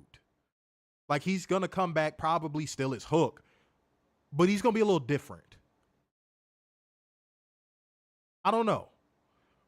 I thought the match was all right. I feel like Roderick Strong carried this one, obviously. obviously. Mm-hmm. Roderick Strong kind of carried this match, but he ended up doing good business, I suppose, considering the post-match angle we're finna get into. But Hook won by submission with the Red Rum, retaining the FTW Championship. And Roderick Strong, after the match, would offer Hook a handshake. And he shake, you know what I'm saying? Hook shakes his hand. Something about this. And then after that, Tony Schiavone interviews Hook on the floor after his 11th title defense, pointing out that we're right down the street from where the FTW Championship was born in the first place. Hook says all good things must come to an end. So on behalf of his family, he'd like to thank everyone who's ever competed for this title and all the fans who have supported the title. And as of this moment, he is retiring the title. And him and Taz embrace. Yeah, this really felt like a soft reboot. Something's going to be different with Hook. I just don't know what yet. Either something's going to be different or he's going to the Fed. Yeah, one of the two. It's one of the two. It's definitely one of the two. I don't know, man. I don't know. But what did you think about this, Werner? I actually thought this was Hook's best match. Yeah, it was good. Yeah. Yeah, it was good. I mean, again, Roddy was carrying, but still, I thought this was Hook's best match. And then it just got weird with the title, like with the title being retired. I get it's in his hometown and all that with Taz and all that, but like, I don't know, just something felt wonky. It felt off. Yeah. Yeah. Well, I said something felt weird after this match. Hook leaving, new titles coming, Taz tearing up. Yeah. Either it's a soft reboot or he's leaving. Say goodbye, FTW belt. Say Hook is going to join the BCC. I don't know. And I'm glad that we don't know. I'm glad that we don't know because that's what pro wrestling used to be. Right. You know what I mean? I'm glad we don't know. Although if he's going to WWE, that would be a shock. That'd be a huge shock. Said he needs to freshen up his look now and get a justifiable push. Said Hook needs to go to New Japan. I don't disagree with that. Yeah, probably around Best of the Super Juniors. Hook needs to get some hair on his chest, some metaphorical hair on his chest. Mm-hmm. He definitely does. Said hugged his dad. Yeah, man. I don't know, man. I don't know. Said this match performance, in my opinion, was Hook auditioning for being TNT or international champion. We got to find out, man. Or Continental. Said something is very wonky, and I'm for it. Yeah, man. I don't know. Even the Undisputed, I almost called him Era, Undisputed Kingdom, shaking his hand. Just some was, I don't know. Yeah. Let's see, man. Let's see. I'm gonna reserve my judgment. Mm-hmm. All right, Kyle Fletcher and Will Ospreay going against the Young Bucks for the AEW World Tag Team Championships. Guys, I don't know if the Young Bucks feel tag teams nipping on their heels now, but the Young Bucks this past month and month and 2 weeks, hey man, How fucking time?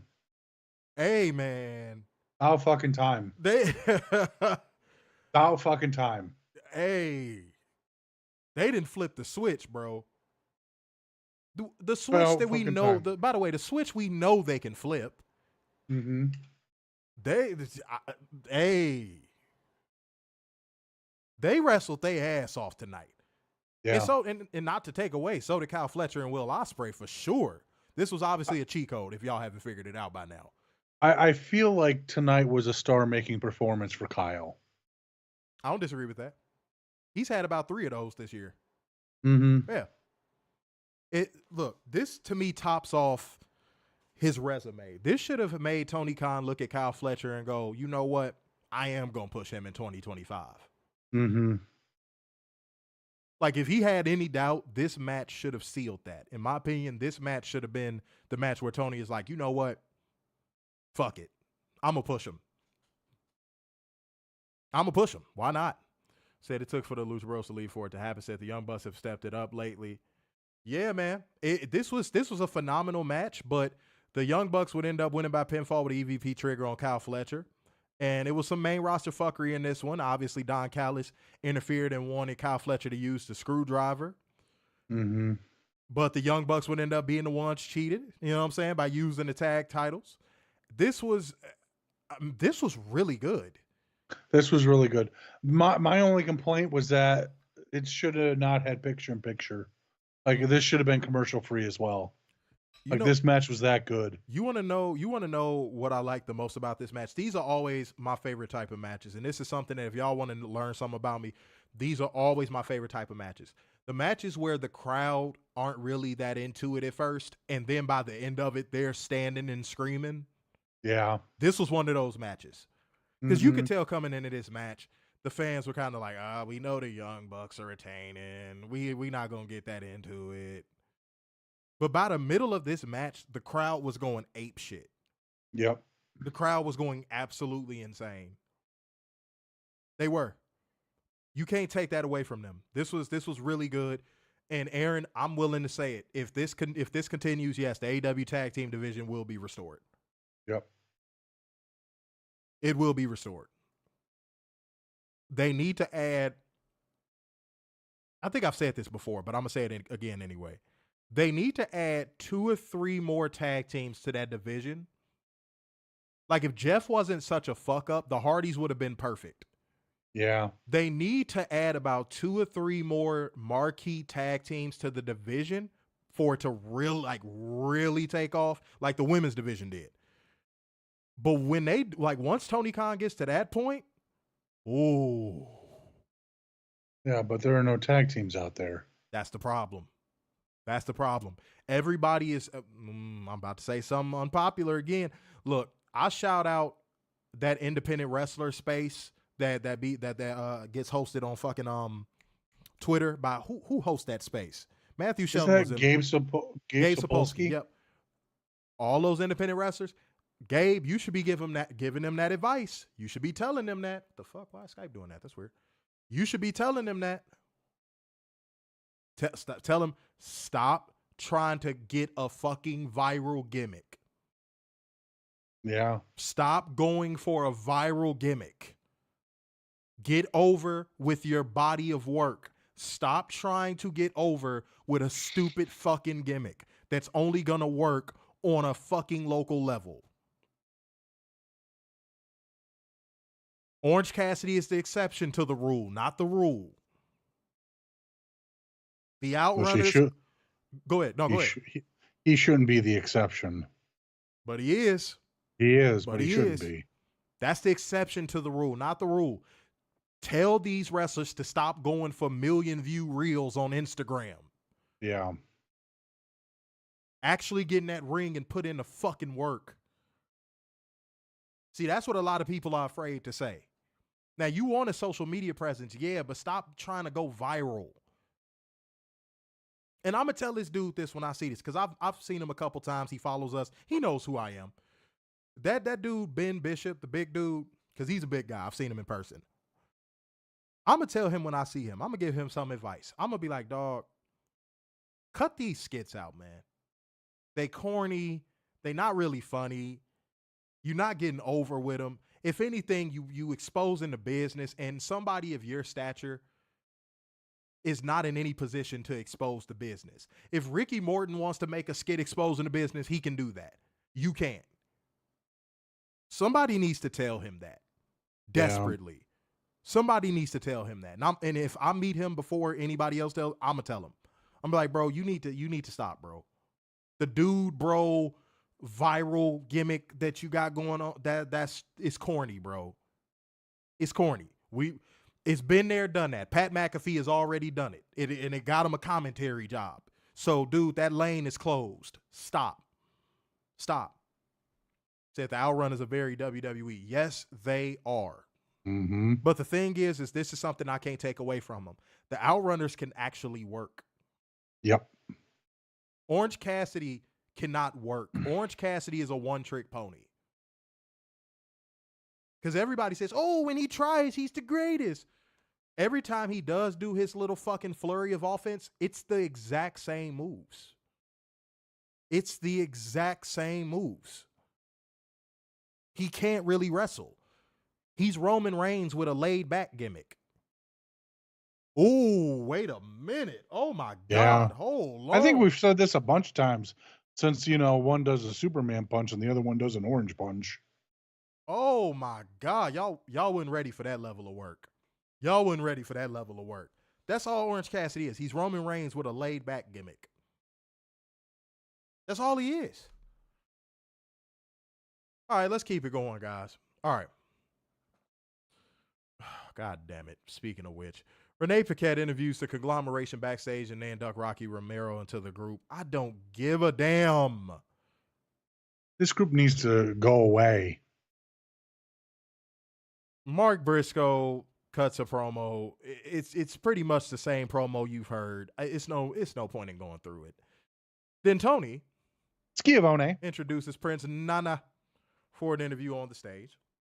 And he says, mentally, nothing can stop Swerve Strickland, the most dangerous man in AEW. But physically, pardon me, he's not cleared to come back yet. But he's fighting hard every day for each and every one of us. To be interrupted by none other than Montel Vontavious Porter. MVP. MVP. He introduces himself as MVP. Yes, good old MVP. And says, of course, Nana already knows that. He agrees that Swerve is the most dangerous man in AEW, and he'll do him one better. Swerve is the most phenomenal talent to ever set foot in the AEW ring. His 2024 championship run will be studied by future generations. 8 months without being pinned or submitted. Wins over Samoa Joe, Roderick Strong, Christian Cage, and William Ospreay V. He also saw Swerve lose the title and saw his childhood home burned to the ground. And he has to ask Prince Nana, why is the man who beat him walking around smiling? Why is the man who burned his home down not paying the price? That's not a failure on Swerve. That's a failure on management. Management, more concerned with selling coffee, and dancing for these people. And he said shucking and jiving. I said, uh-oh. I was like, ooh, that's what happens when you're not in a PG environment. Oh, shit. Look, a black man saying to another black man, you shucking and jiving is definitely an insult. Bruh, it's not as bad as a white person saying it, but it's bad. It's bad. It's bad. If a black person is saying you cooning to another black person, yeah, it's bad. It's bad. You might need to look in the mirror. All right, I'm sorry, I had to check something real quick, guys. All right, but he said, hey, man, when Swerve is ready to get down to this good work, here's my business card. Let him know he'll be ready to talk business. Partnership. Manager on manager crime. Partnership. No, MVP, he killed that promo. He killed it. Like, just even the swag he came out there with was like, yeah, motherfuckers, y'all know why I'm here. Y'all know why I'm here, goddammit. It's about to get real around this motherfucker, man. But back for commercial, we get a long shot of the scapegoat bus driving into town for an open challenge on side today. He doesn't go to a hotel. He just sleeps on the bus. Next up, we got Mariah. Yeah, he does. Mariah May, look at his hair. Mariah May versus Yuka Sakazaki for the AEW Women's World Championship. This was surprisingly short. But still, like, good. No, it was good. It was good, but it was short as hell. Yuka going for that damn dive out the gate took me off guard, so I laughed. I ain't gonna lie. I didn't expect that. Yeah. She just went, oh. I was like, oh, okay, all right, that's fun. But no, this is good. I wonder if the tag match went a little too long. Maybe. But Mariah May won by pinfall with Storm Zero, retained the AEW Women's World Championship. In post-match, Mariah May is ready to attack, but Willow. So fucking adorable. So fucking adorable. God, and all the bad faith drones were like, why is Willow doing media for them? And she's not even on the card. Shut up. Dude. First and foremost, like that's how you know AEW just can't win those people over, bro. They advertise in the media and do the things they say they're not doing, and it's still a fucking problem. Okay, but next up, Mina Shirakawa music hits, and she came out there bouncing. Mina, I'm just gonna say it. When you gonna let me fuck, Mina? Let me borrow some coochie off of you, Mina. Let me borrow some coochie up off of you, Mina. She came out there just a bouncing and just a jiggling. And Mariah May bumped into him and jiggled more. And I just. I want all that. That's what I said on Twitter. I was like, at everything out there. Everything. I want that. Give it to me. All of it. Give me what I want. Give me what I want. Give it to me. I want it now. Yes, I want it. Tony, go ahead. We want Mina. Sign her, please. It is 9/26/2024. So that means we have 89 days until Christmas. You've been warned, Tony. Oh my God. Mina knows it too. It's nothing sexier than a woman that like knows, but she don't really like. She's not arrogant about it. Like Mina knows she a sexy little thing, but she just kind of like, yeah, I know I got big boobs and I'm cute in the face. I'm just gonna flaunt. I'm just gonna be pretty. Ladies, let me talk to you. Let me talk to you. Fucking yeah. Let me talk to you, man. Come sit down. Femininity and humility combined together makes a wife. Yep. Oh God, let me say that again. Femininity and humility combined together makes a wife. So for every single woman that's a 10 that gets mad when they see a dude that's an 8 or a 9 with a girl that they think is a 4 and they go, why is he with her? You know why? Because when femininity meets humility, you get a wife. Men will go down in looks to go up in everything else. Yep. Oops. Did I expose the secret? Did I say the quiet part loud? So pretty woman that has an OnlyFans, if you're wondering why you're not married and no one wants you for long-term courtship. Do I got to do the hands again? Partnership. Yeah, partnership. Too fine. Fucking, yeah. Yeah, Mina's definitely wife material. And the crazy thing is like, if you walk out the crib with her, she ain't gonna dress like that. Oh. She only gonna dress like that for you in the house. That's the best kind of woman, bro. You think Mina gonna wear that shit outside? No, she gonna wear whatever you tell her to wear, if you want her to wear something specifically. But then when you come home from a long day of work, she just gonna be at the front door, booty shorts on, tight shirt, just jiggling. Look at Werner. A beer. Look at Werner. Look at Werner. Look at this motherfucker like, yeah. Yeah. Yeah. Yeah. I don't give a fuck how old she is. She could get this work, homie. Yeah. Oh. Older women like me anyway. I don't give a fuck. I was just talking to Werner about that. Older women love me. I don't give a fuck. Shit, motherfucker. What? Mina, hi. Hey. What's up? Werner's going to be like, I think you're very pretty. Let me motorboat you now. Would not do that. Oh, yeah, no. Werner would have needed some goddamn, he would have needed a pacemaker if Deanna would have been on tonight, too. Straight up. All right, though. Next up, we are at the main event. We got Darby, my mom's favorite AEW wrestler. Miss you, Mom. Darby Allin going against Jon Moxley for the AEW World Championship #1 contenders match. Guys, I'm giving this a cheat code. I'm giving this a cheat code on the physicality alone. I knew this was going to be a physical match, but this was super physical. Moxley was working like this is, guys, I said this 2 years ago. Three. I said this 3. We're in 2024. I said this 3 years ago. I said, I can't wait for the day until Jon Moxley, because Jon Moxley is a huge dude. I don't know if y'all noticed. Jon Moxley's like 6'5", 250. He's a big guy. I said, I can't wait for the day Tony Khan figures out, give Jon Moxley a dominant big man heel run.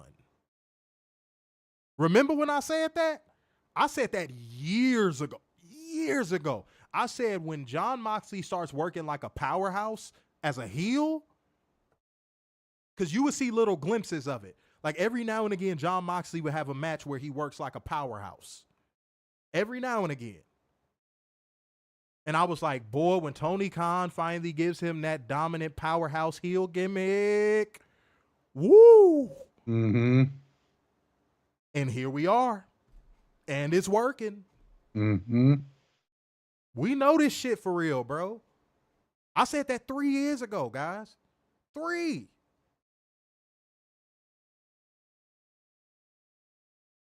Because at first he was kind of working that Dean Ambrose type of style. Then you started to see him work his CZW style. And then he started to work the style we kind of see him working now. It took Jon Moxley, I want to say, about a few months to get that WWE stench off of him. He was definitely working that Dean Ambrose style up until Full Gear. That match against Kenny Omega at Full Gear. Yeah. He was working that WWE style up until that match.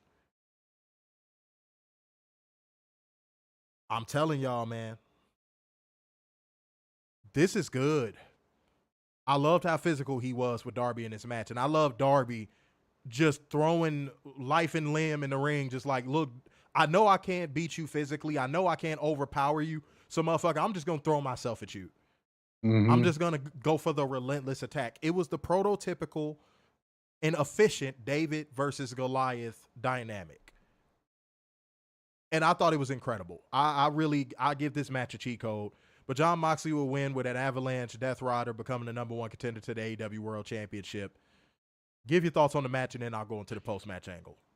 I liked the beginning of the match where Moxley was more slow and prodding. It almost made him, and I hate saying this, cerebral. But I really enjoyed this. I thought this was a great match again, cheat code. I love the crowd chanting, "You can't kill him." Yes, he can. That was great. Well, then, see, that ruined it because then it became 50-50 chanting, and you know I hate 50-50 chanting. No, but this followed the same recipe of the Will Ospreay Kyle Fletcher versus the Young Bucks match. At first, you could tell the crowd was kind of like, let's see where this goes.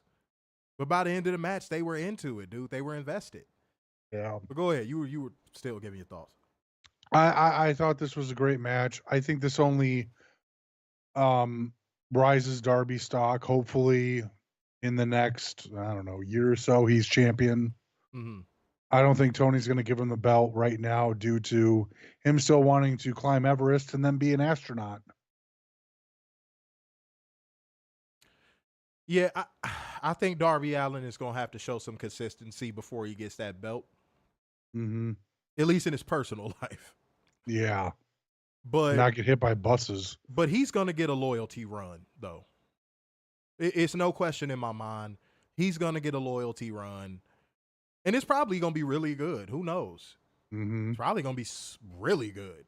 We'll see. We'll see what happens there. But I didn't mind Moxley getting the win here. I really didn't. It didn't bug me that Moxley got the win here because the story to be told was Danielson and Moxley, which Danielson would run out there in a hoodie and try to choke Moxley out, and Marina Shafir tries to pull him off. Well, fine ass. Tries to pull him off with a sleeper, but takes... Wait, go ahead. He tried to choke him with a tie. Storytelling from WWE, by the way. Uh-oh. They don't tell stories. But Claudio and Pac managed to pull Bryan Danielson off of him, and then Private Party joined the fray, as does Commander. Danielson wants the knee, but Moxley's associates pull him out of the ring. Bryan gets on the mic and calls Mox out saying he wanted war. Well, he declares thumb war. That's right. And he wants a shot at the title. He's got it at Wrestle Dream, and he's going to kick his fucking head in, and that was the show. Mm-hmm. Again, guys, as I said, this was a very wrestling-heavy show, but the stories were still told in between. I thought this was a solid fucking show. Mm-hmm. Man, look, I'm going to go ahead and give this show, I'm going to stick with where I was at the end. 8.5. I think this was an 8.5 show. Moment of the night. You know what, man?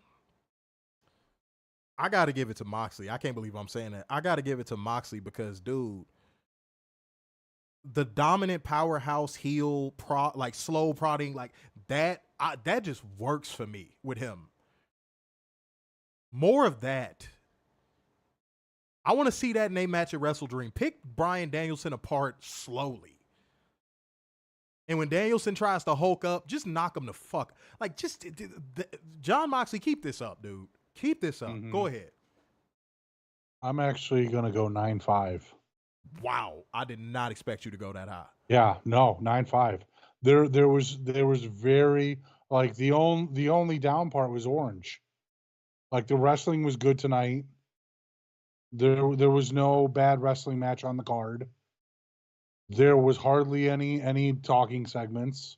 I think the Orange thing was the only one, and Nana, which we got to return it, which we got a debut out of with MVP, and the main event just rocked it out. Moment of the night, I'm gonna give it to the Bucks and Ospreay and Kyle. They did their thing tonight. Hell yeah, that was a fire match. That show said 9.2. That Ospreay hidden blade, selling Nick win it. That was the spot that I think got the crowd off their feet. Kath said rate 9 moment Ospreay versus Fletcher 8.7. 8.7 moment of the night tag match. 8.9 moment of the night everything except the conglomeration. Hold on, say 38 minutes of wrestling on SmackDown, 43 minutes and 35 seconds on Raw. So I like Mox versus Bryan, but not a Wrestle Dream. That is not a dream match for me personally. Okay. Justin Robinson having a flashback when he saw Bryan using the tie. Catherine said Werner loved the ending because Alex was out there with Commander says. That's right, Werner. He's going to just transfer that interest and love and intrigue you have for him over to Commander. Commander says nothing. Yes, he does. Yes, he does. Yes, he does. You don't talk to Commander, do you? Right, no, I don't. You don't know Nato Jacobs. No, I don't know Nato Jacobs. 36 minutes and 34 seconds on Rampage. Good balance. Hour. Well, I'm just going to say an hour. For Collision, hour and 2 minutes, 5 seconds for Dynamite. Yeah, okay, so it was some balance. All right. It was more balanced than I thought. All right. I don't mind admitting I was wrong. Maria gave this show a 7. I don't know if I would have went that low. 8.5 was my low ball. Aaron said, Penta says, goodbye. Penta hasn't said anything. Only Reyes said it. Yeah. Matthew Show said, Dynamite had more wrestling than WWE main shows. But Raw had more ratings than... WWE makes more money. Fuck off. They sell more tickets. But they sell more merch. And that Meltzer is sitting here regurgitating their talking points too because he's scared of them. He's scared shitless of them. At least gave it an 8.